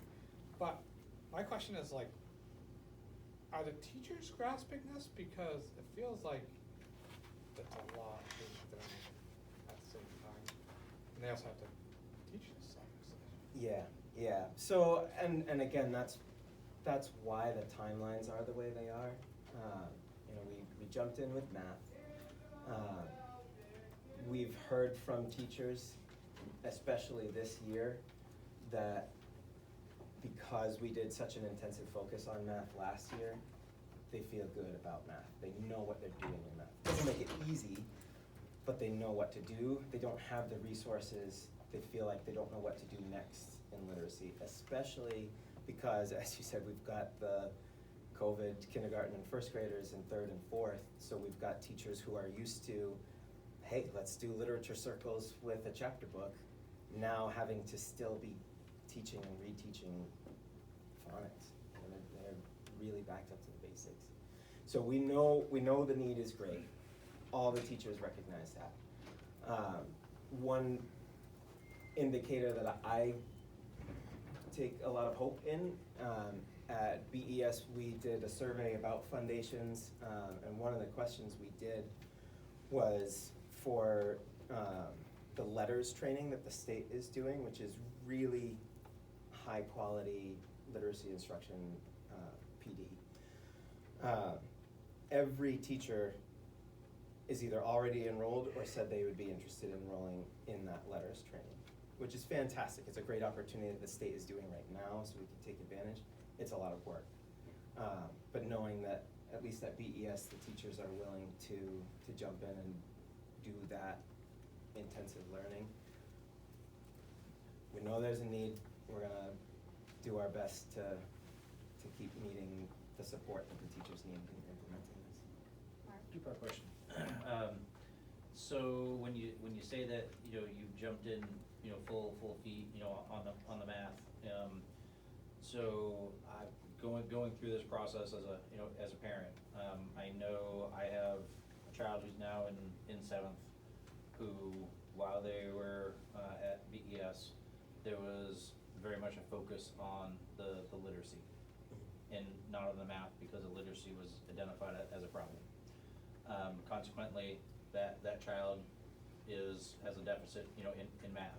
Apparently that was recognized, and as my second one came through, there was a focus on math and not on the literacy, and now as that one's moving up, so they're complete, you know, opposite of one another. So my question is how is this balancing? How is the literacy balancing with the math? Because it has to, because the district can't be a yo-yo, because it's, you know, as they move, you know, forward up through the grades, the disparity is just gonna, you know, get, you know, larger and larger and larger.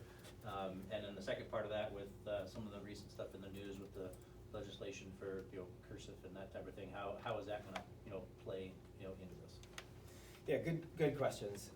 So absolutely, it's kind of the nature of the beast that a little bit of yo-yoing is happening. It's not what we like to see. Part of that is the last kind of major PD initiative for literacy was now 7-8 years ago, before I was here. So just with turnover, most of the teachers that we have at the elementary level need more training in the literacy and more resources available to them. So yeah, it's a tough gig being an elementary teacher and having to do all of that. It's a tough gig. So I recognize that we want that consistency and, like you said, the balance of both of those. I'll be honest, it's frustrating to get unfunded mandates with very little guidance from the state. So we just take them as they come, and, you know. Well, I mean, I think it's ridiculous that there had to be legislation to, you know, to say that, you know, Cursive is going to be, you know, is going to be taught, because then my question is, well, how did it ever go away? But, I mean, that's It's just a crowded, that's one it's of a those crowded day. rhetorical questions, Yeah. right? Yeah. So, no, we'll do the best we can, and again, it's, at least from my role, it's about making sure that we have the right learning goals for students and that teachers have the support they need to get them there. But So is there any discussion on where that would fit in, now, or is that too new? Too new Okay. at this point, you know, it's on my radar, cause I know it's coming, but, Don't, is CES still teaching Yes. cursive? Yes. Yeah, so BES is not? not across the board. Nope. Okay. When did that change?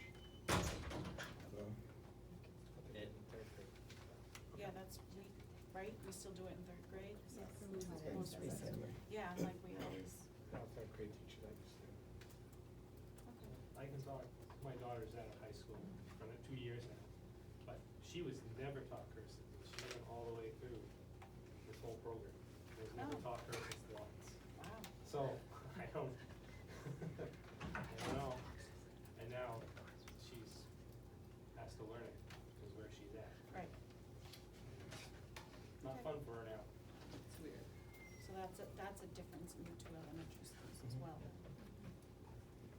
But again, I mean, that's why I asked the, you know, that question of, how low do we, how low do we go and how, involved do we get in the curriculum? Because, as a vision, when the state's saying, hey, we're gonna tell, we're gonna mandate the schools to be practicing timetables by fourth grade.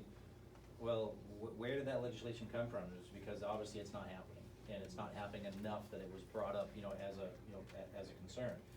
Same with, with cursive. So as a board, if we don't have that vision, and if we don't have that direction, and if we don't get at least a little bit involved, with the curriculum, that's where we're finding ourselves, at least, here in Belmont, where cursive is long gone.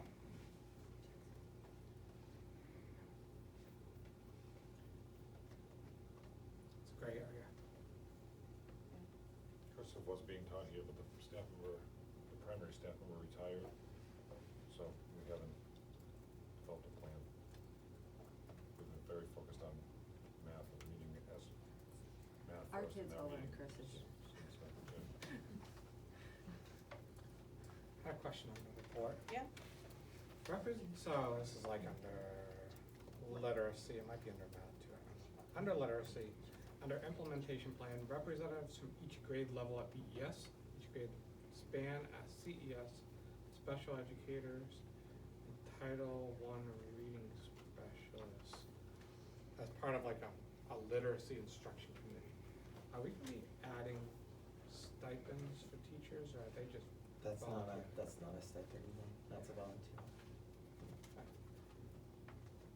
So are there plans to increase funding, stipends, anything like that with any of these Not at this changes? point.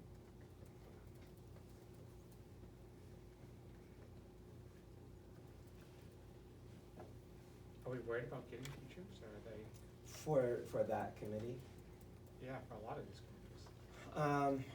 I think we will have, because, so I can speak to the math, because that committee basically met 3 or 4 times and essentially set the direction and said, yep, Eureka's gonna make sense for us, and Carolyn Worcester seems like she'll be good support.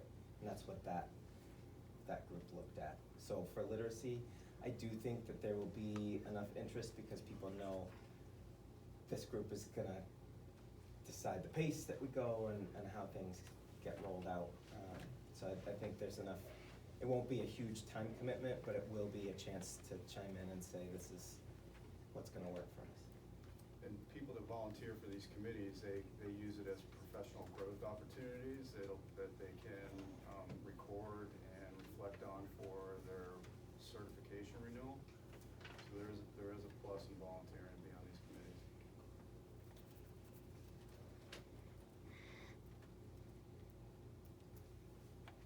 other questions for Silas?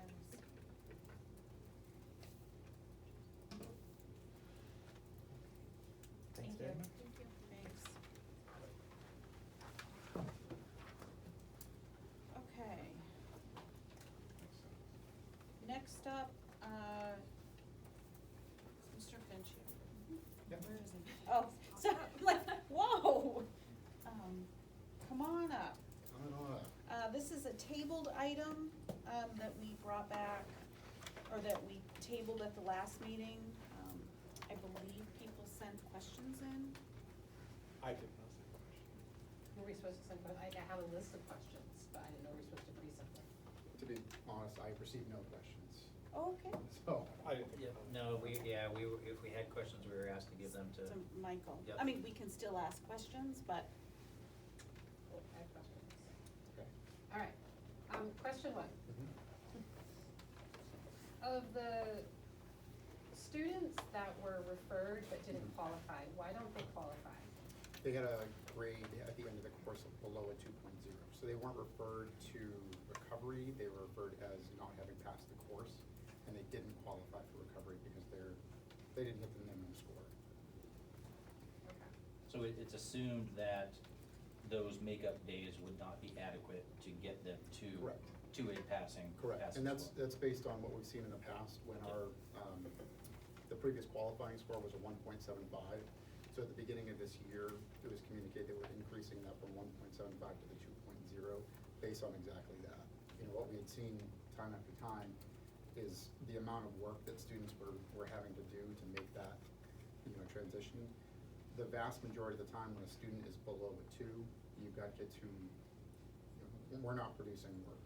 You know, that's usually what it was, to get them to that score. So it was, so the short answer to your question is they were below a 2.0 overall. My question was around the breakdown. I mean, that's a significant amount of children, so are we looking at it's equally spread out? It was bulk is our freshman class, sophomore class? Where was the line? Significantly more in the earlier grades. So by junior year, senior year, way fewer. I can get the specifics, I don't have those right now. So that was my second question, because I remember hearing something when with a write-in candidate that felt strongly that we weren't preparing the middle school children for high school.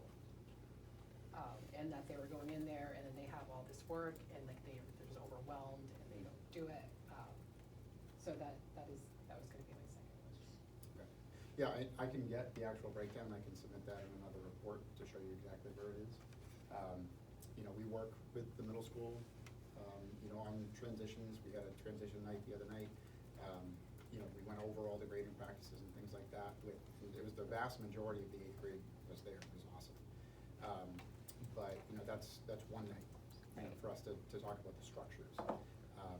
But, you know, we bring students in and, yeah, there are times when it doesn't seem like a student and this is, I've worked in 3 different districts just in New Hampshire, but, you know, no matter where you go, there are some students who don't seem to recognize at the 9th grade level that if you don't pass this class, you're back in that class, depending on obviously if it's a graduation requirement. And there are definitely some students that it seems like that is a harder lesson to learn than others. How are parents notified? I mean, like a couple weeks out seems like too late almost, like when is it tracked along the way that they know that their child isn't? They're struggling. So each semester we have, including the final grade, there are 4 different grade update eligibility checks. In the past, we did basically 2 and recognized that that was not enough to make sure that, again, those updates were being, you know, produced by everybody and sending them out on like a progress scale. It also impacts participation in sports, things like that, because we're trying to get everybody in the school to be more consistent with their progress. So halfway through the first quarter, and then the quarter mark, halfway through the second quarter, and then the end of it. And then obviously between there, you know, people are uploading scores, you know, communicating home, talking to kids, things like that. Does it fall on the teacher as well to be reaching out? I mean, Yes. I get the emails from my own children. Yes. But if you don't actually open those emails, you may not actually see what's happening. And so there's definite check-ins as well. Mhm. From the office level too, or just is it assumed that it's the teacher? It depends on the student. You know, oftentimes it's expected that the teacher's gonna do it. If a student is not passing a class, or if they're kind of on the bubble, it's supposed to be a bi-weekly check-in.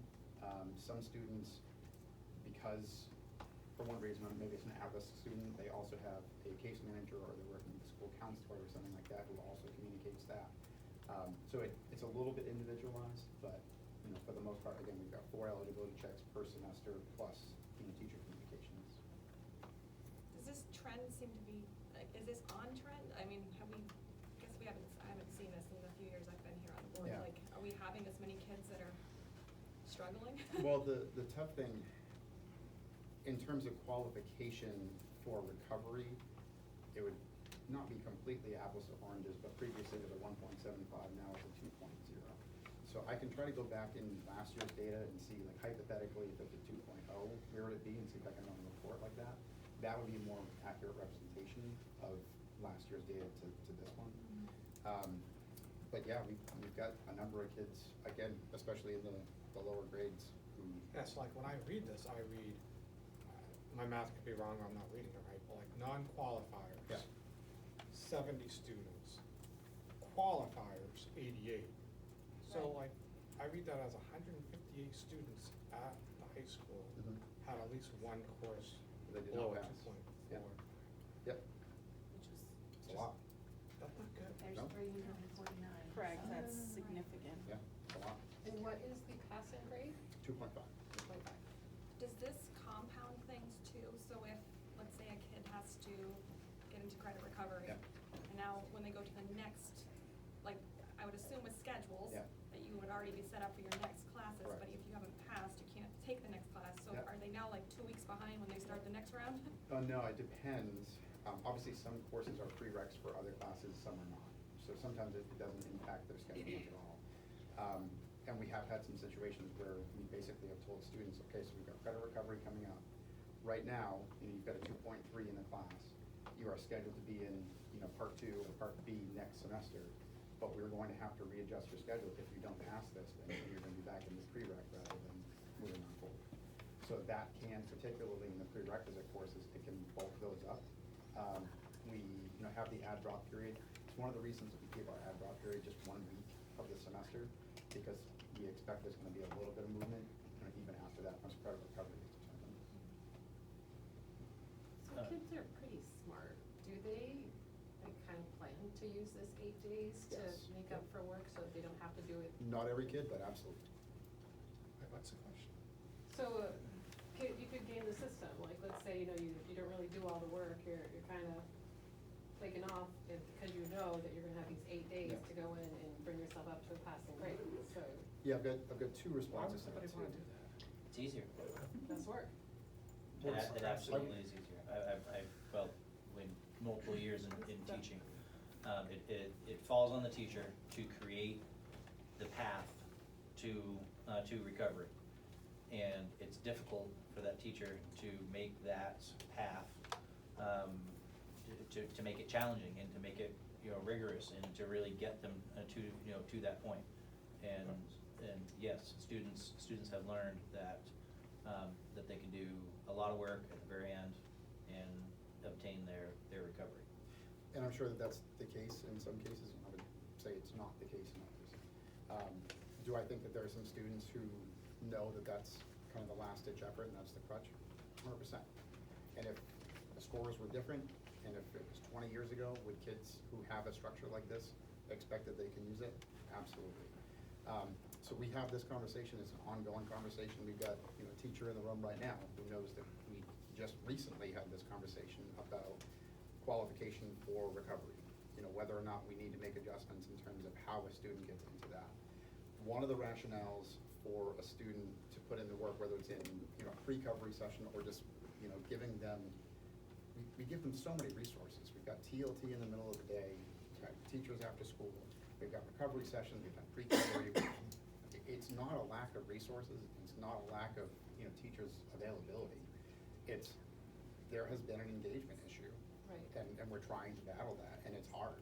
Well, I mean, 21 students that had the option didn't even participate. Yep, and every one of those kids, it was communicated not just to this, it wasn't, hey, go tell your parents. Yeah. It gets communicated to the parent as well. So engagement and decision-making in that, it's a problem. The other rationale to do it prior to, credit recovery session is we cap the score that a student can get in recovery to just the minimum passing score. So the most they can get, and yes, they can pass the class and get the credit, but the most they can get in the class is a 2.5, that's the minimum passing score. if a student does pre-covery, if they work with a teacher, whether it's during TLT, after school, all these things that we built into the system, they can get whatever score they get. You know, so if they do that same work the 2 weeks before, you know, school is out, or a month before school is out, or you know, kind of staying on path, obviously, they can get a 3.5, they can get whatever. But are there some students who I believe recognize that as, well, I'll wait? Yeah. But just a pass, I mean, they're just Yeah. passing. Yeah, all they do is get a 2.5 and they get the credit toward graduation. Question, so when, I think Jill was asking about, the check-ins and how many times throughout, is it, my understanding is that, is it trimester or is it quarters at the high school? We're in the semesters. Oh, So- okay, Yep, semester 1, semester 2. There are some classes that run every other day for the entire year, but. okay, but it's still on a semester, Correct. okay, all right, yep, perfect.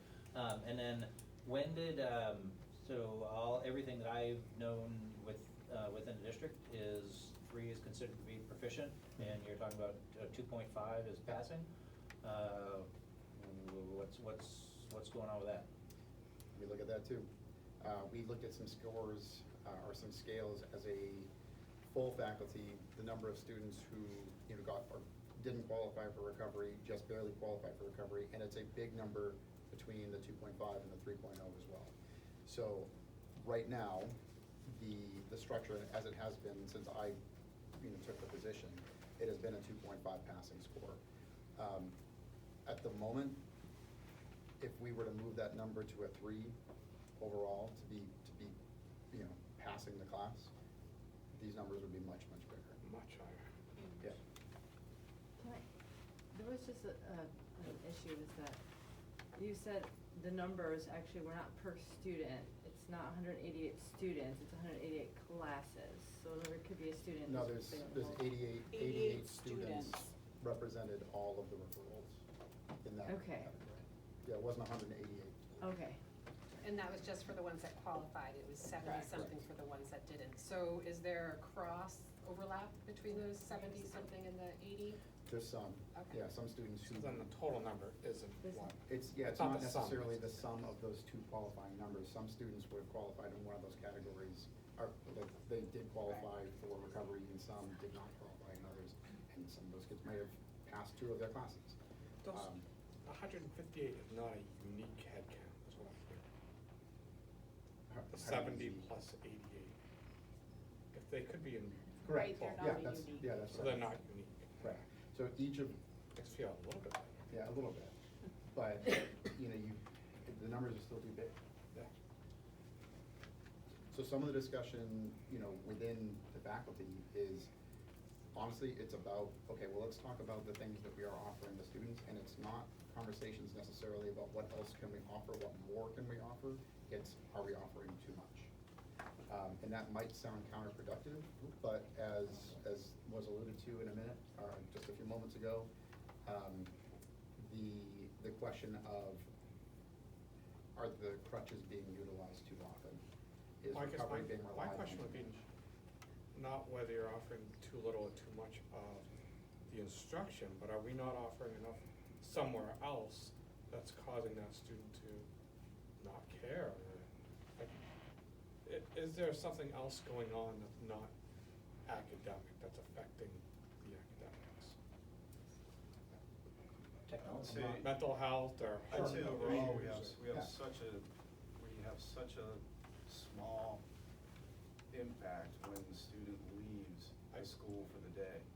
So that's the challenge, is we can put all this effort into it, during the school day, but if they don't have the supports when they leave the school, such as the home life, or what that might be, it makes it very challenging to keep up any progress that might be made during the school day. So. And would I assume that's a yes? Of course, but it's impossible to correlate those 2 things without knowing literally every single I'm thing. just wondering if we could shift resources somehow. I don't know how, but. We would always take more mental health support. So you mentioned when we kicked off this conversation that a lot of it was kids just not turning in work. Mhm. And being that a lot of it could be from the younger grades. Mhm. So, I I know from, as a parent of a middle schooler, like, the expectation is you just get your work done during class and then you don't have homework. So like, no, there's hardly any work to produce, et cetera. Could the problem be, to Sean's point, that as these kids are coming up to high school and the work is more, that they just don't have that mindset I don't to think do they it? have the study habits. Yeah. Like, I think that's where you're going, is there a problem elsewhere, not just mental health, but earlier, Yeah. are we not? I mean, it could be on a number of different Yeah. areas, but study habits and work ethic is Right. one of them. They're all, I mean, if you wanna split that out into about 1,000 different possible, you know, rationales, sure, we can do that, but, you know, there's no possible way to know what the direct correlation is. But the kids come in and, you know, they're all fired up and ready to go, some of them do, and some of them don't. What is the length of time for TLT? 35 minutes every day. Yep. And what does TLT stand for? Targeted learning time. So it's, it used to be 40 minutes, but we adjusted our schedule at the beginning of the year. But by doing so, we also made it so kids aren't just going to like kind of like a homeroom on Mondays. Instead, they book their TLTs in the morning on Mondays, and then they use Monday as a TLT session. So we actually added TLT time this year. Is it like a study hall, or like would Ish. they pick their own topic too? It's not really picking their own topic, it's more, it's picking their own class. So if a student isn't doing well, a teacher can book them into TLT, or if they've got a reassessment to do, if they've got a group project or something like that to work on, a teacher can go into Alma and do it right in our student information system and say, okay, these 6 kids, I need them this day, they can book them in, and a student can't overbook that. They can't overrule it. If a student doesn't have something booked for their TLT, they can book themselves. So it's a choose your own adventure unless the teacher has already booked you. We do once a week also have what we call student lounge. So every one of the graduating classes has a certain day that only students who are academically eligible are eligible for.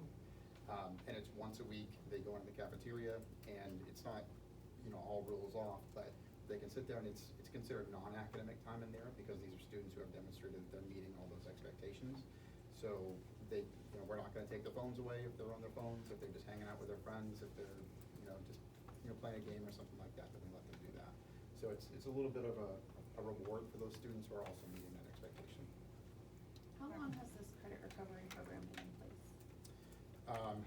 Well, since we came back, we tried to do it electronically or digitally during COVID. So it's a direct result of COVID? No, there were credit recovery, I mean, my first year was COVID. So I'm pretty sure there was recovery prior to that, but it wasn't necessarily in that same structure. There was also credit recovery that actually took place during the school day. I knew that from past, again, prior to my coming to the district. That from just stories that I've heard, that proved inconsistent. You know, you have teachers who are assigned credit recovery, but not necessarily in their subject matter. And so it was difficult for those kids to get much, you know, actual support in the class that they were trying to recover. Like a math teacher might be all of a sudden trying to help a kid recover social studies. You know how that's gonna work. Mark? So I wanna come back to the 2.5 versus 3. Mhm. I mean, there was a considerable amount of time where Belmont was considered to be a higher achieving school. When we were on a Carnegie system, it was 93, was an A, you know, 85, you know, was an A, 77, when a lot of surrounding districts were just 90, 80, 70, 60. I understand that you might have, or the district, us, you know, that we might have a higher, you know, failure rate, but I'm dumbfounded by the philosophy of lowering the bar just to not have a higher failure rate. I mean, and then even with the credit recovery, I mean, it seems so odd, that the consequence of not performing at the expected level within a class should be to re-engage with the class. Sure. If you had that approach, let's say you have 5 standards in your class, and one of the 5 standards is not quite there. I mean, the student's progressing, but they're not quite there. 4 of the standards are at a 3. That student is not gonna get credit for the course because they have a 2.9-ish. There was conversation, again, I'm pretty sure in the years prior to my getting here, and there was a little bit that leaked in when I arrived as well, about whether it should be a 3, whether it should be 2.5, and there was discussion about that. Initially, the 2.5 was put in place because of the transition that was happening from the traditional grading system to the competency-based and standards-based reporting. So the idea was X number of years later, you're going to review that, and then the first year of implementation, COVID hit. So everything has been looked at as, of course, it's a COVID lens for those couple of years, and we're trying to come out of it now. But, you're looking at the data, if right now, again, if we just Band-Aid off, we're going to a 3, the number's gonna be big. So I don't think it would be appropriate to put our students in a situation where, just the goal ends. It needs to be the path in which they get to that goal. We need to address that, and that's what we're talking about right now. Right, and there was, when I was in my master's, program, there was a ton of research out there where districts, they opted to just increase, they decided to raise the bar. They didn't decide to lower it, they decided to raise it, and it was the same percentage of students that just missed it if the bar was here, or if the bar was here, or eventually the bar was here. There was the same percentage of students that just chose not to engage, to use your word. I'm extremely concerned if everything that's being presented at the elementary level, at the high school, at the middle school level is 3 is proficient. And then all of a sudden, you have a group of students that are gonna go to the high school, and they're gonna say, well, now 2.5 is proficient. The bar shouldn't be going I either don't way. think it says it's proficient. Right. I hear what you're saying. I guess I would say it does come back to having the discussion around the standards, because the other concern I would have is a 3, and I know they don't equal, but is a 3 100? Is a 3 a 95?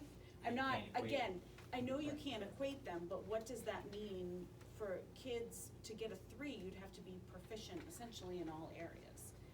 And so does that mean, it can even out, you can have a 4 and 1 Right. and I get it, but generally speaking, so then what does that mean for our grading system? So I also don't want us to have, if we are expecting, that's like, let's be honest, that's like No Child Left Behind, the old, where you're gonna have 100% of the kids, 100% of the time at a 3. That's just statistically not even able to happen. Right.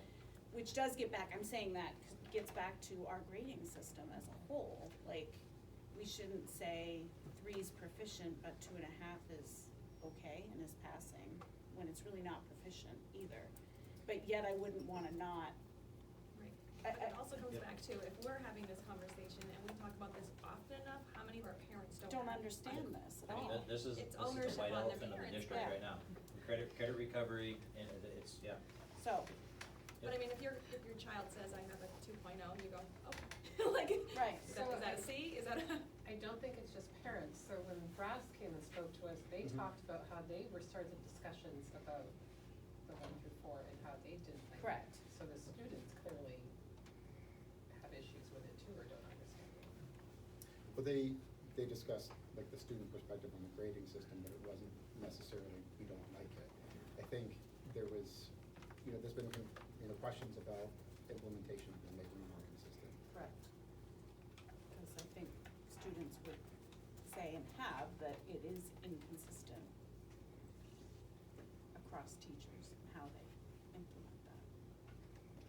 I have a question. Is recovery a lot of work for the teachers at the end of the year? Keep track of all these kids Depends. and try to get them caught up? Well, if you're working to get them caught up prior to the end, then recovery isn't gonna be much work because they get caught up Yeah, prior to that. but I'm saying the kids that are just like, okay, I've got 2 weeks to do whatever. Yeah. That's a lot more work for the teachers, right? To put a plan together, it is additional time and it's just the additional effort and resources for them.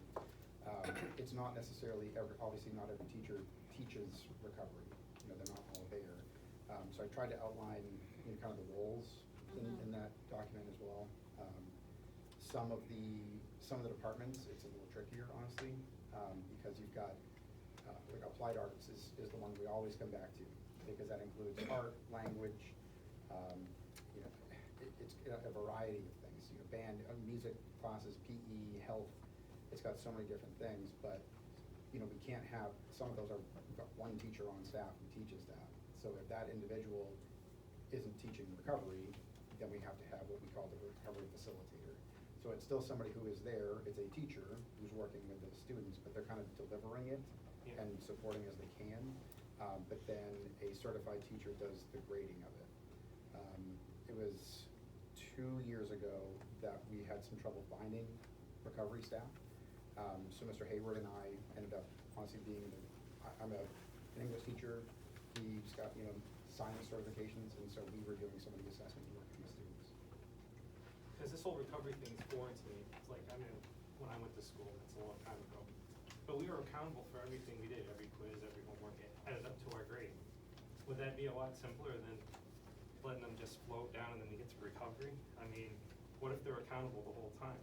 So they know they're in a bad position after like a couple weeks of school, like, oh, I'm not doing my work and I'm way behind already. Now it's like almost early intervention, like, Yeah. oh, wow. Yeah. I actually have to do my work, I'm not gonna pass this class, I'm not gonna play sports, I need to keep doing my work consistently. Right. Because I don't think it's fair in that whole fair thing. Say like, my child, for one, she loved recovery because she was a procrastinator. She just, woohoo, I got 2 weeks to do it at the end of the semester, I don't have to do my work. Or like, I know Michelle's child was always on her homework, so. Yeah, it's why. I don't think it's fair for those ones who are on time all the time, and then have students who have the potential to get the same grade as a child that's been working hard. I'm just putting it out there, cause like I said, when it comes to education, No, and how it works, I'm putting out what I used to know, and Yeah. I'm seeing what my daughter did, and, you know, what Michelle did. Yes. Night and day. And the fact that my daughter did actually get some grades that other people who had been doing the work all semester, she got the same grade. So I don't think that's, I mean, what message are we sending to the students? Yeah, the 2 responses I give to that, one, you know, about the Yeah. eligibility checks, that's why we added, you know, more. And I recognize it's not perfect, but we've got, you probably looked at the tiers of eligibility from, you know, the co-curricular handbook and things like that. So it also incentivizes kids who are not quite there to, you know, pull it together, and that's way before, you know, end of the semester too. So, you know, you try to incentivize it every way that you can, right? Again, it's, we added student lounge this year, we've got tiers of eligibility, we added another eligibility check.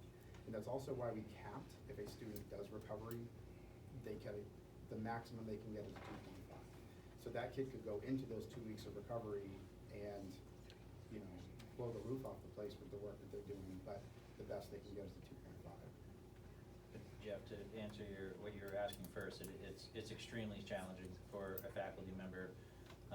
You know, if they have any type of a challenging class, you know, academically challenging, they're gonna have to create the plan for each individual, you know, student, supply the work, supply the resources, get that, recorrect, reassess, and it's all on an individual basis.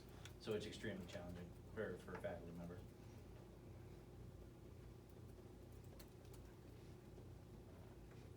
I feel like this is its own meeting, this topic. Yeah. Yep, And I mean, it's a huge issue. and I think it should be its own meeting, and I think it should have Mr. Finch, it should have teachers, some teachers, it should have the middle school, some teachers.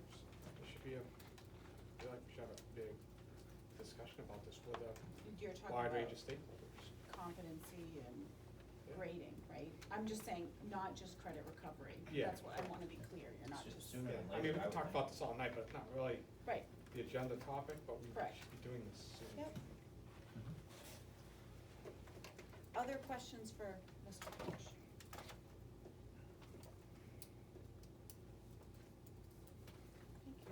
Thank you. Thank you. Thank you.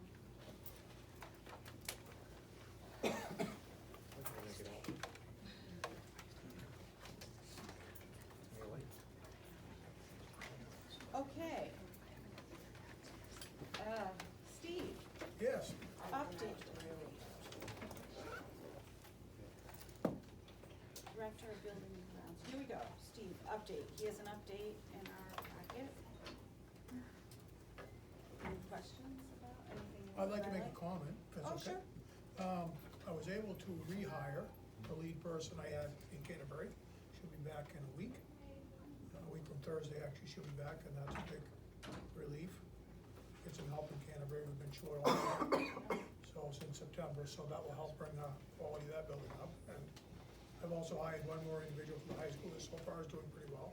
So I am having a little success in hiring. I still need way more, but So, We'll take yeah, what so we my get. question is, how many vacancies do we have right now? 3. Where are they? 2 at the middle school, 1 at the high school. Custodians? Correct. Yep. Even with these hires? Even with Yeah, these okay. hires, yes. Debbie is advertising the heck out of it in the newspaper. I haven't gotten anything yet, but I'm still optimistic. Okay.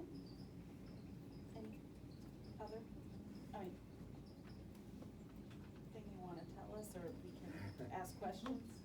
You waited. You can ask me questions if you want. I'm, just gearing up for summer now. Projects and cleaning and everything picked up. Any questions by anybody? So it looks like we have an action item coming in? I do have one We question do, before yep. the action item. Okay. I forgot to mention, we didn't talk about it, buildings and grounds, but the BES, painting, landscaping, all that, when are they coming? They're saying now it's gonna be something when school's up. They just keep putting it off. We haven't finished paying. I just wanna make sure because that they're gonna come and finish the job. They are. They still have to finish the painting. They don't need to do that while there's cars in the parking lot, so they're gonna do that as soon as school's out.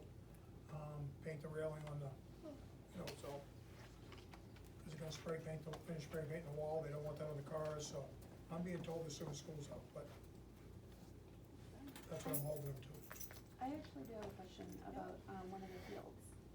So I was actually recently at CES for a Little League game, and, is it the school board that maintains the baseball field at CES? Is that considered one of our fields? Yes, it is, yeah. Okay, I was wondering, cause, the kids got a little confused, it seems a little overgrown. It was what? It's a little overgrown. The Oh, we baseball had, field and we had a fields. week and a half of rain, steady rain, and we couldn't mow anything, and everything went like this. I And mean, then- in the diamond. Yep, the diamond is part of the mowing we do down there. We go to Canterbury and we do all the grounds in one day. Okay. So we go down and the baseball field is part of that. The soccer field is, everything is done usually in one trip down there. So we've only mowed, well, we mowed again today. And it's just time. We've got games going on all over the district. We're lining, we're doing painting, we're doing everything that we can to keep up. Are you saying the dirt is Yeah. growing grass? Yes. She's saying So- the dirt is growing so grass, that and is who's different. responsible? Right. No, you're asking though, who's responsible to keep I it am, dirt? yes, asking who's responsible for that. We are, the grounds department is. Okay. Yeah. Okay. Cause it's growing, or the dirt is growing grass. Okay. So CES doesn't have like a baseball or softball team, but someone else uses it? Tilton Northfield Little League does. Okay. But we still maintain it. Is that what you're saying? We do maintain it, but not to the level I we didn't know maintain they our used that. high school baseball field or our softball field is we play on all the time, no. It's not maintained to that level. Used to be, Canterbury used to have its own baseball league, and then we merged. Through rec? So it's a rec program? It was a league with a board, so it wasn't rec. So no, it actually wasn't rec, it was a Canterbury something, this would date me, so American or Little League, I can't remember. it was Little League, oh, I don't know. Yeah, I'm not. My kids were on it until they formed, so it would have been with Tilton Northfield. They Yeah, I played just They thought football. still played on utilize mine, it, cause my Yeah. child does. Yeah, so I knew we used the field, I just didn't know who. I didn't either, so I asked, cause, I actually watched a kid fall, in it, so, I did have some concerns a little bit, and I didn't know if it was. Well, we mow the field, I can tell you that. We don't do a lot of other maintenance to that field, because Like even the summer leagues, when they come use our fields, we do not paint them, we don't stripe them, Right. we don't chalk them, we don't do any of that work, because they're using our field, that's their responsibility to do that. Okay, so So- it is on the Little League then? Huh? It is on the Little League then? To make it dirt. That's what I'm understanding? Right. Okay, thank you. Okay. And would they get in trouble if they just came in with like some dirt and did work to it, or like did they have to go through? So I don't think it's a matter of putting more dirt in, it's just a matter if they have to Seems like maybe they need to weed rip up it. what's there. Honestly, what it looks Break like. Yeah, I mean, we'd have to do that with all high school and middle school fields, depending on the time of year. This is the time of year it should be done. Thank you. If we have questions on the paving and drainage, is that in this as We're well? coming or is to it- that right We're now. coming to that. Sorry, yep. Thank you for moving us there. Perfect. No worries. The Bryant Field drainage and paving bid, and I think buildings and grounds, I don't know who's gonna speak to that. I can, I guess. Okay, Jeff, Well, you can see in your packet, we had two bids. GMI was the low bidder, one for paving was the high bid. They were basically gonna come in and rip out all the old asphalt we have, put in a new sub base, give us 3 inches of asphalt, line it, and put in some drainage so it doesn't wash out the Little League field all the time, down low. It's there's actually currently, I think, drainage going to the little. Goes league to it, field. that's correct. So like, Yeah. the water goes to the Yeah, field. it goes down the hill and just Yeah. silts it all in, so we're gonna take care of that. We discussed enlarging that area, but we don't really have anybody that's familiar with parking up there and driving up there, like, there's never enough parking space, but there's really nothing we can do. so you're recommending to move forward with GMI? Yep. You have questions? I was gonna ask why, and you answered that. Yeah, it's rough up there. It's been rough for many years. Yeah. And every spring I feel bad because they have, even after a big rainstorm in the spring, they still have to unsilt the Little League field before they can use it, so. It's been a problem for how many years now, Sean? 8, 9, 10? It's been a lot of years. Yeah. So And it's 5, time. 6 years at least, where we shoveled dirt back up to the hill because it just came all the way down.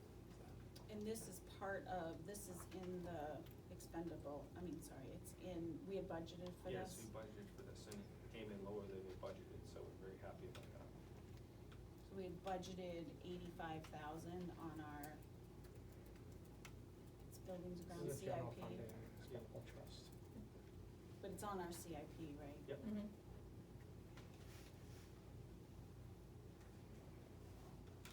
So this is up for action, which means I could entertain a motion that I can't make. I'll make a motion to proceed with the GMI bid to pave the Bryant parking lot.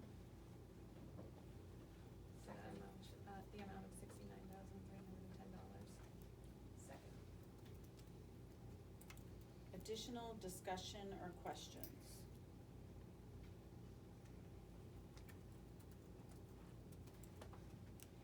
Okay, seeing none, all those in favor of the motion as presented, do so by saying aye. Aye. Opposed? Opposed?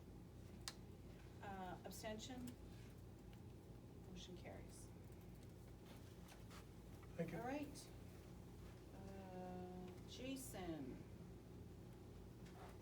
Good evening. So I have 3 items on the agenda tonight. The first is my annual update of the CIP.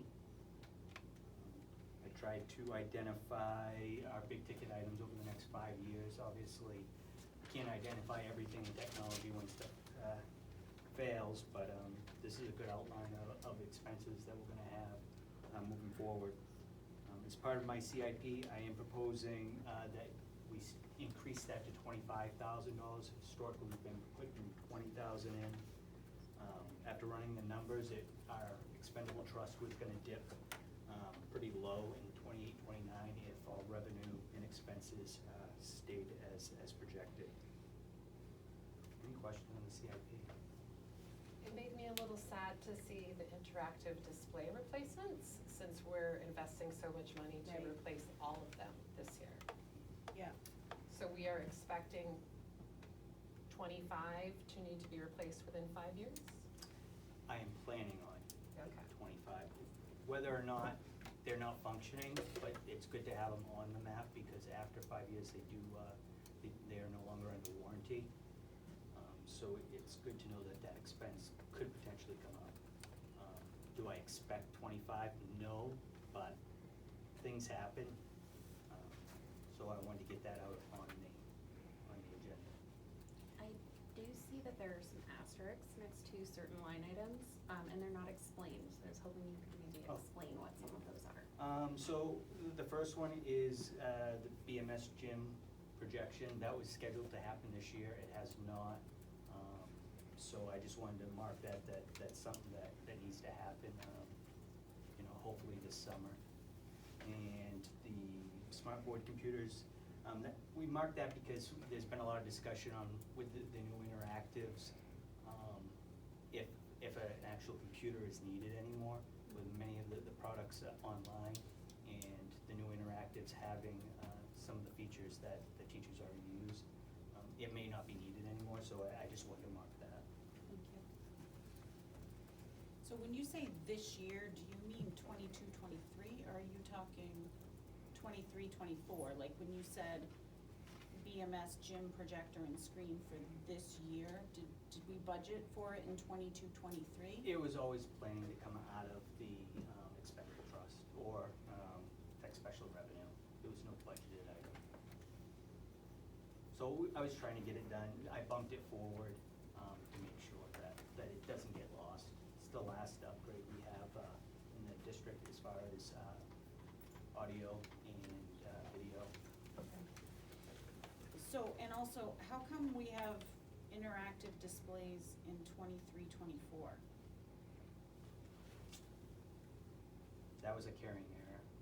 That should be in there. Because if we just bought however Yeah, many that we was a bought, carrying error. let's not buy more. So I'll clean that up. Thank for the you. final one. And who will oversee the installation this summer of all the new interactive displays? Combination of IT and facilities. Okay.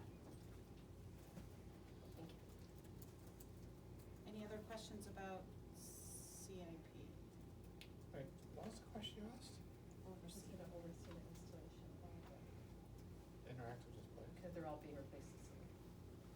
I thought we were hiring that out. We are. Oh, okay. Then You're just soon. overseeing like, Summer. Yeah, making sure that they're moving along. Okay. I have one question. Oh. Server upgrade. Yes. What are we, you say, like, what are we hosting locally? So we're hosting Active Directory, print server. We have some old What's the Active Directory for, the faculties? faculty for printing. So Not the Chromebook, like the Chromebooks. sometimes. Chromebooks authenticate through Active Directory when they have to print, because they need an Active Directory account to be authenticated on the print server. Yeah. It's still a Windows print server, requires licensing for every user that prints to it. Backup software, I don't have the exact list in front of me, Yeah. but there's about, we shrunk it down to about 16 actual servers that are doing different tasks. Yeah. This price is lower, I lowered that. I just didn't know if there was an opportunity to offload more of that to lessen, I mean, obviously there might be licensing requirements on that end, so it's not like free money, but is there something we can do to lessen our local storage or server? We keep shrinking it, so our last server purchase was around 100,000, with some VDI stuff that we were doing for desktops, and I projected that cost would go down because the footprint will be smaller. At this time, I can't tell you what's gonna happen in 5 years. We may be able to host everything in the cloud and just pay a software as a service fee. They have the features there now. I still think that it's cost prohibitive, when you start paying for running machines, but I think we'll get there.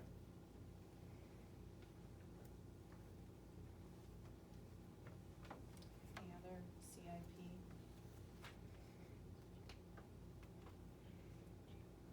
Okay, next up is the security update for the memorial building. So I had presented, the SAFE grant for the other buildings, and this is the cost. We did get a cost for the memorial building, which was not part of the grant. And this is, for doing basically the same thing we're doing in all the other buildings. If you have questions about specific security upgrades, those would have to be done in non-public due to the security nature.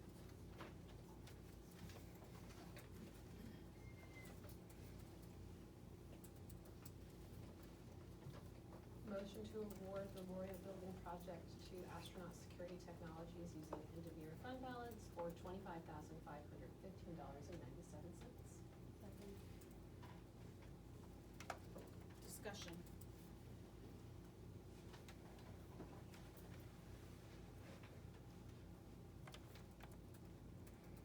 Is it needed? There's children in the building. There's classes in the building. Well, but is it needed?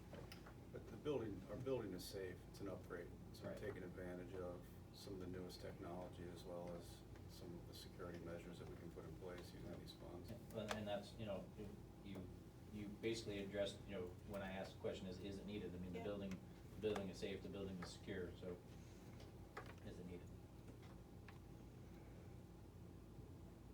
It's definitely an enhancement to the current,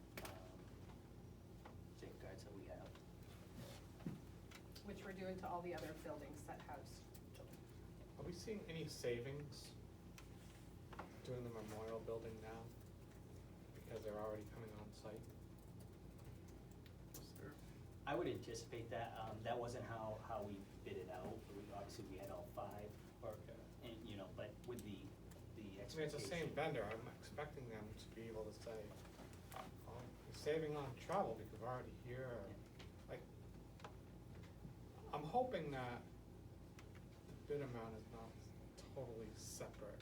No, it was all included in, when we did the whole project, because we wanted to make sure that if we got to this point, that we could take care of it. I would anticipate that it actually would be higher if it didn't happen during this project. Basically how they just laid out their schedule today, that they anticipate if we decide to do that, to keep their guys on site. Any other questions? Okay, all those in favor of the motion as presented, do so by saying aye. Aye. Aye. Opposed? Abstentions? Motion carries. Next up, Jason, Chromebooks. Finally, Chromebook bids, as part of our 4-year cycle, we'll be replacing 5th grade and 9th grade. These will last the students 4 years. This will be an ongoing each year. We'll do 5th grade and 9th grade as well as 1st grade after next year. So these are the bids that came back. Price is higher than I anticipated, but price is higher on everything, so. Any questions? I have a question. How can we lease these when we have unused funds that we could use to just pay for it? That might not be to you. So one of the problems is for consistent budgeting, we don't always know that we're gonna have money to just buy out at the end of the year, and you'd end up with major fluctuations in your budgeting. You could certainly purchase them outright. This would be for next year's budget, not for this year's budget, because we didn't budget it for this year, but then you have money that you're not using for next year. And then you're throwing everything off track as far as trying to be consistent with budgeting. So how many, leases do we have, going at once? So you said, every year we do this, so next year will be another 3-year lease cycle starts, so Yeah, is this it? Yeah, we consistently are rolling leases. Usually, and there's 3 running. Those Yeah. are, But we those- have one that's 700 leases, that's What I 700 remember, units. 3 different cycles, they're not consistent as far as dollar amounts, are they? No, it's at the bottom, actually, Yeah, of the I thought I saw CIP. somewhere, like, one of them's, Right, one of them There's is a big one. 700. And just. yeah, that's right. right. How that happened was when we first went one-to-one, there was a bunch of money, we bought a bunch. Then there was some more money, we bought. And then we started replacing them, and it was like 350, 700, a couple hundred. And this plan, after we realized we were getting 4 years of life out of them, we decided that we'd rotate this plan, and this should be consistent, basically 200 each year, depending on enrollment numbers, but it'll be 300, I'm sorry. But depending on enrollment numbers, that number will fluctuate a little, but it'll be more consistent across those 3 years instead of having these peaks and valleys. So even though historically we've had 1 year that was 700, based on adding all of the leases together, we've been able to pretty much maintain an equal amount. But you're saying we could buy them? You could.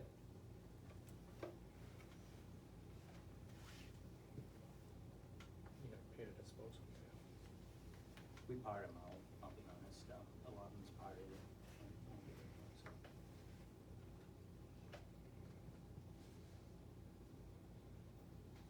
It just seems odd to me to engage in it when we're sitting on so much money. And it's the same about roughly as we had last year. So you would want to, Right, I'm saying why engage in a 3-year lease when you have the money to pay it?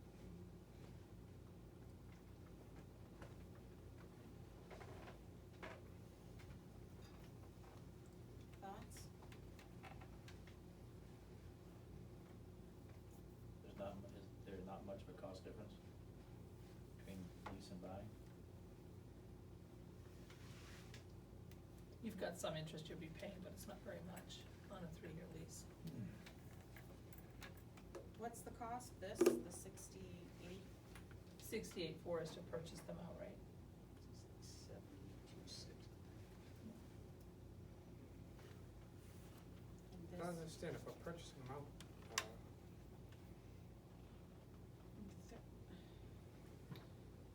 Jason, is there any? what's the gain? I'm sorry. what's the gain? What's the gain from purchasing them outright? I think we have money, so why add A lease, 25,000? you return 'em. is it, We own it outright, yeah. so even at the end of the lease, you own it outright? Yeah. Okay. Is there a benefit to leasing when it comes to repair costs?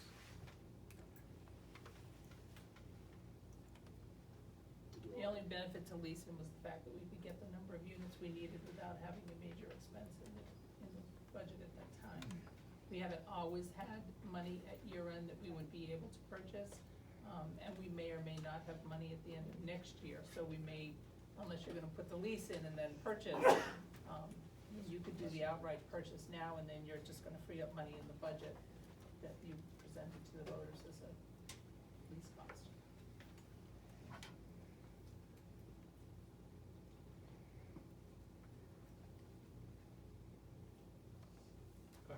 I think that's, in my opinion, we put together a proposed budget to the voters for next year that included that lease cost. And it's, in my opinion, it's not being transparent when you buy that flat out at the end of the year of use of funds where people might be expecting that back.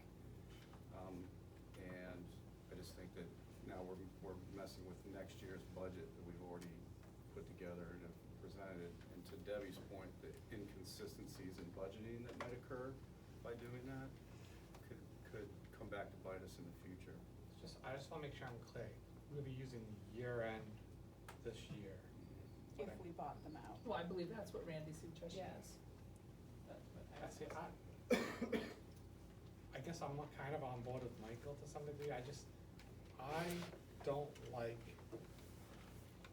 budgeting something and then at the end of the year having extra money and just taking it for other projects. We do it for safety and security reasons, I get that, but at some point we have to draw a line as far as,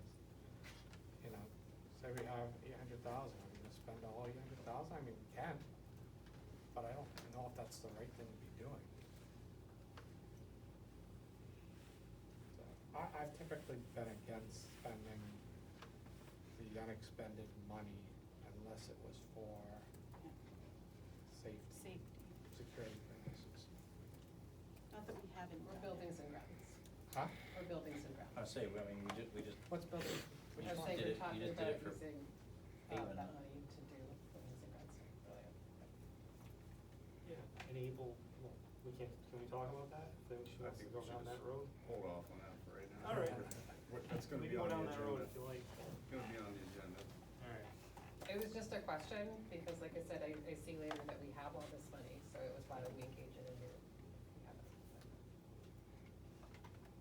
Certainly take a vote. That's what, I mean, valid question. Yeah.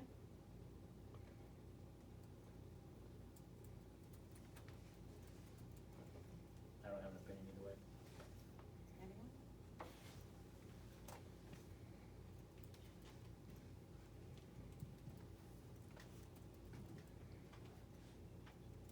I've shared my opinion. Yeah.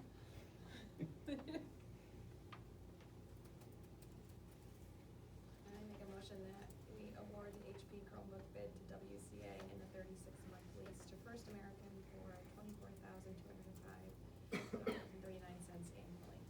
Second. Additional discussion?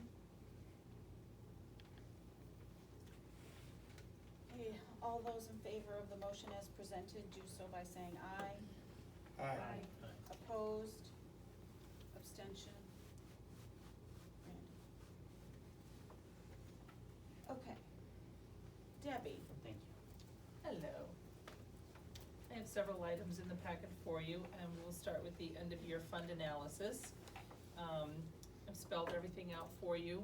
Based on the analysis, you can see the majority of the savings is in salaries and benefits, unfortunately, because we still were not able to fill so many positions this year. We are starting to see a little bit of change, and more people are applying for some of the open positions, so I'm hoping that I'm not telling you that we have all this extra money next year. But that being said, we are looking at unexpended budget, and I stress that it's unexpended because we cannot spend excess revenue. Okay, so fund balance is made up of under expenditures and excess revenue. We can't spend the excess revenue. So based on the analysis, the under expenditure is estimated to be $1,003,000. Out of that, you'll see the recommendation for use of funds. Part of that, $170,000 was voted from year-end surplus. That's not a recommendation, that's a district vote. We did have the high school roof that was presented a couple of meetings ago. The roof bid came in $56,000 higher than what we had budgeted and allocated between the expendable trust and the budget. So part of that $56,000, that $56,005, I am recommending that the board reserve to take care of that roof. It's the academic wing at the high school that we needed to replace. There were things that were cut during budget development that the board had said if there was year-end fund, they were gonna consider addressing those items. Those are spelled out for you. There was some other considerations that have come up. One was the BES sign. That was discussed with Buildings and Grounds tonight.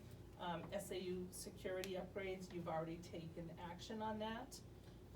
And then on the next. Can I ask a quick question? Sure. What's VCT tile? That's a specific floor tile that we Right. do when we replace, that's basically the name of the tile. It's a Vinyl tile. composite. Gotcha. Vinyl composite tile. Got it. Yep. Sorry. No, that's fine.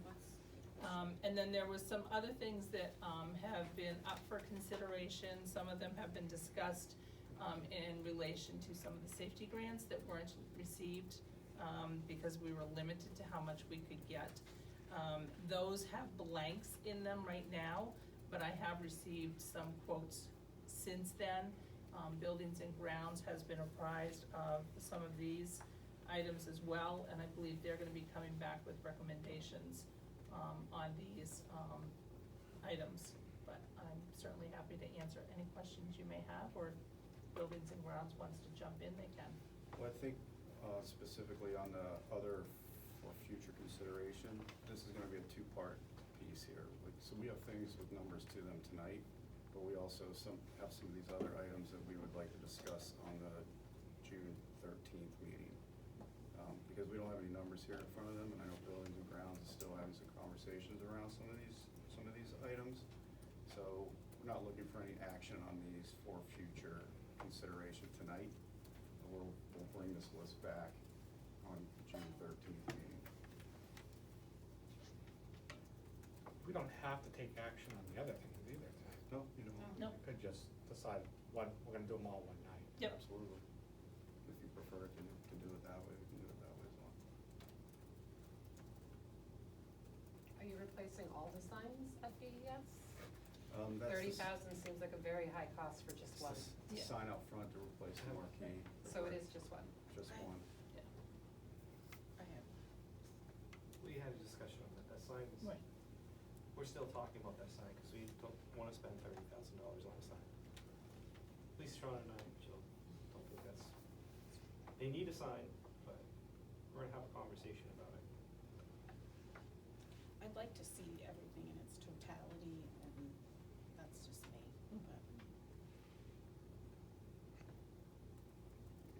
If everything comes forward in the next meeting, I mean, would we be able to a la carte it, or would it be an all or nothing? Oh, no, we can a la carte it. I'd even like an order of priority based, this is just me, I mean, I asked a lot of questions about this tile, I remember during, like, is it a safety issue, what, like, so I just wanna know, like, where are we at? Like, well, in my opinion, we don't have a choice about the roof, because that's just my opinion, but, I wanna know. My opinion, the able walls and the guidance office walls are a definite, we need to do those. Right, so that's why I wanna see like all of Give it you a together and then priority we can decide. So none of our quotes or whatever would pass or go by if we waited until our next meeting. No, because even as we talk tonight, we're gonna have to go out to bid on those projects anyway.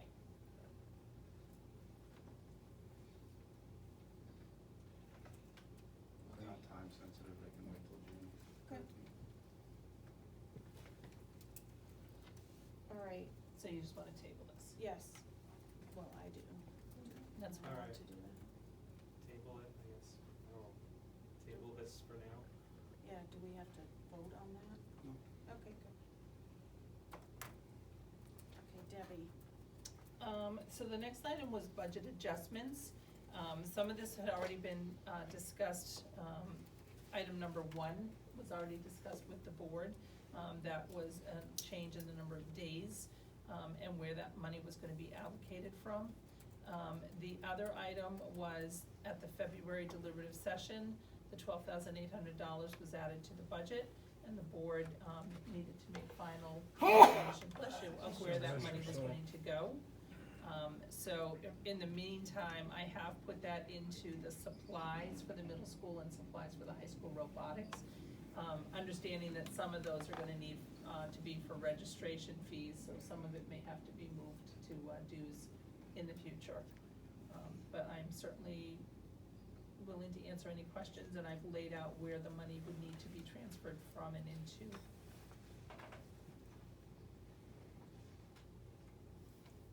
people have questions about, Debbie's kinda laid it all out there. Motion to approve the budget adjustments as presented and to further authorize the superintendent to transfer monies from robotic supply lines to dues and fees when necessary. Seconded. I like that. Yeah, I know, right? Did you get who seconded it? Any discussion? Just a quick question, by doing this, this would also add it to the fall budget as well, correct, for the Yes. next fiscal? Yep. Any additional? Okay, all those in favor of the motion as presented, do so by saying aye. Aye. Opposed, abstention, motion carries. Thank you. The next item is the general assurances. This is required for our federal grant funding. I did provide the entire document to you. You did sign it, and then I was notified by the state that because there was changes to it, the board had to take action on it again. Please note that the one change was made in the fact that if we get any real property through the grant such as ESSER, we now have to do reporting annually on that property, and they've also changed, it used to be called the DUNS number, but it's now a unique entity identifier number that allows us to accept federal grants. So those were the changes to the general assurances, but the Department of Ed needs the board to authorize the superintendent and the chair to sign those. I make a motion to authorize the board chair and the superintendent to sign and file the general assurances on behalf of the district. Second. Any discussion? Quite a document. It is. All federal And they don't language. tell us what the differences are, I have to go find them. A couple of districts that I worked for, they're not complying by that by any stretch of the imagination, but,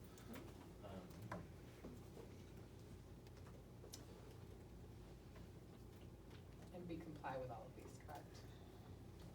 He does, best yes. you can, yeah. All of this is very boilerplate federal language. Somebody motioned, is that? Okay. Jill and Jen. Okay. Any other questions? Okay, all those in favor of the motion as presented, do so by saying aye. Aye. Opposed, abstention, motion carries. Okay. Thank you. We need to have a couple of public hearings. I always like to give the board a heads up before scheduling these. The first one is to do a withdrawal from the accounting software expendable trust fund. This was the trust fund that we had been putting the money into for the software conversion. We are about the end of the software conversion. We've been paying the bill, and we just need to take the money out of the expendable trust to cover that. So that's one separate public hearing, and that's to withdraw $36,345 from that expendable trust fund. Is that the last withdrawal? There's gonna leave, that will leave some money in there, but it should be the last. We finished all of the conversion. We're not having any more training that we're gonna have to be paying for related to the conversion. There may be an occasional one-off training, but So you nothing wanna like leave it the money was, in so I'll there. just leave the money there. Hopefully, I'll never have to go through another accounting software conversion, but I've said that the last 3 times, and, you know, it just continues on. And since I'm not planning on retiring, I probably will, so we'll just leave the money there and, have it again in the future. It won't leave a lot there. Yeah, I was gonna ask, and I was like, I'm not gonna ask. Yeah, you'll get it at year end, it's not leaving much. The next, I'm sorry. No, go ahead. The next item is, Nancy Kate, our food service director, applied for and received a grant. It's not a grant that we have to contribute any money to, but it's $15,050, and it will replace the, convection oven at the high school in the kitchen. But because it exceeds the amount that we are allowed to just accept, then we have to have the public hearing for that. So I propose that we have those 2 public hearings, and they have to be separate, but each one will take about 3 minutes, before the June 13th board meeting. Do we have to do one for the Bryant parking lot too? No, yes, that's not a grant. No, No, sorry. it's a withdrawal. A hearing, public hearing. We will, but that'll be in the new year.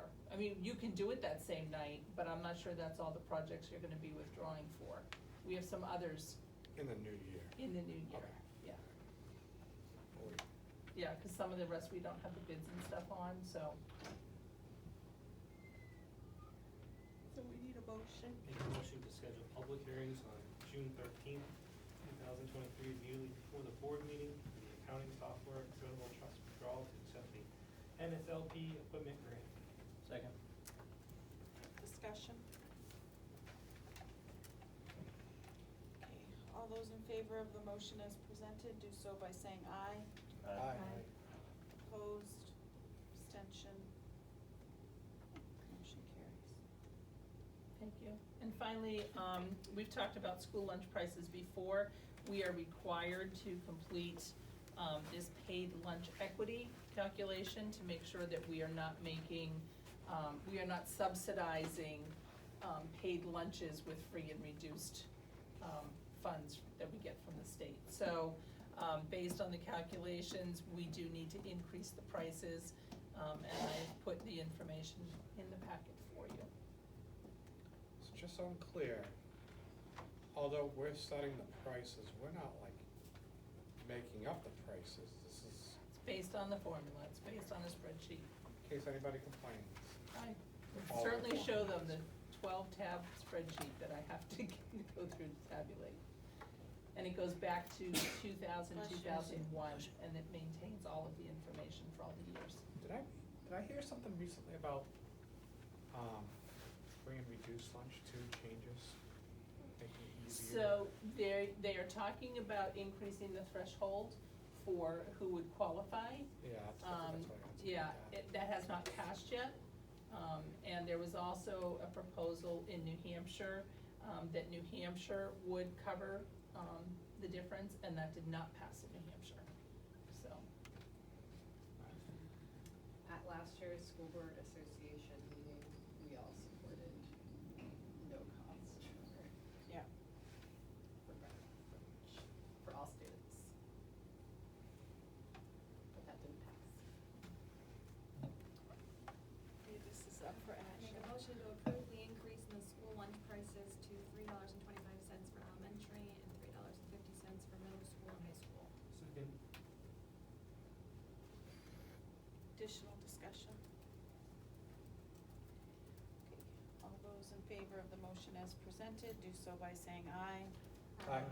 Opposed, abstention, motion carries. I should just record my voice, press a button. Especially since I'm on camera and I just keep yawning, which like, It's, I don't want it as get a easy recordable buttons. Staples Yeah. button. yeah, That was right? easy. Yeah. Thank you very much, I'm done. Michael. I do have some updates, I'll keep them brief. So you're very welcome. Just a couple bills that have passed into law that I want to make you aware of. Starting next year, parents are required to fill out a FAFSA form, which is the state basically saying that all parents are required to fill that form out, and it's the school district's responsibility to monitor that, which I have a significant problem with, because those are people's personal finances, whether they want to do it or not. But we are required now as a school district to monitor that. There's an opt-out though. So parents can either fill out the form on their own and notify the school district that they have done that, or they can submit a waiver form to the school. So parents are required. FAFSA. Federal aid for college. Yeah, I know that for college. I don't know, but it can, That's It- a lease. it also, my understanding, cause I saw the press release was around, it can impact whether a student actually gets it, graduates. So, but I'm gonna ask the question, or what? So as a school district, we have to at least show the effort in making sure that parents are filling that out. Is this just for seniors? I'm not sure what grade level, but I believe before graduating, the parent Right. has to fill that out. So that's a bill that had passed starting next year, so our school counseling department has the waiver form to give to parents in a letter, just letting them know that it's a new requirement. Here's a waiver form if you don't wanna do it, but they have to submit it to the school. The school district in general just has to prove that they've provided the information and put forth the effort to get parents to do this. But if a parent just refuses, doesn't wanna fill out the waiver or fill out the form. That's their choice, we just have to have consequence? proof that we've made our concerted effort. How many times? Two, So just you- 10? You could, let's say, hand me this thing, say do this, and I say, okay, I did it, and I don't, like, how is this monitored? But we don't monitor that, Okay. thankfully. So, yeah, I was gonna say, Yeah. I don't think we should be monitoring it at all, Right, but it's a bill that passed in the law. The other was already mentioned tonight, the governor signed a bill requiring cursive writing instruction, as well as students are required to learn their multiplication tables. So that's a new law that just got signed. The other thing I want to bring to the board's attention, that the Department of Education is hosting what are called listening sessions for the ED 306 rules, which are the minimum standards for school approval. So prior to going into the rulemaking process, the DOE is going around the state and holding these listening sessions for community members to provide feedback on these minimum standards. None around the Lakes region. So there are none around the Lakes region at this point. We've been trying to get some dates scheduled. However, at this point, we have, as far north that we have at this point is Concord, and that's not gonna be until September. So I'll keep the board, Didn't they just do one in Bow? they've done one in Bow, as well as out in Keene. So Feedback I thought I read was that people walked away feeling like frustrated. it wasn't really a listening session. Right. So just put it on the board's radar, our board's radar, and I'll let you know when we have, if we get something closer than Concord. I know that's gonna be in Canterbury, community members to head down to Concord. So that's gonna be in September. Can you just clarify, what are the listening sessions for? For ED 306 rules, the minimum standards for school approval. Then I also wanna let the board know that, the middle school no longer qualifies as a Title I school. It was a targeted Title I school for years, and Debbie specifically has really been questioning why the middle school doesn't qualify at this point for Title I. There's multiple criterias that we have to meet. It's not just based on free and reduced numbers. So we will not have that Title I programming next year at the middle school. Fortunately,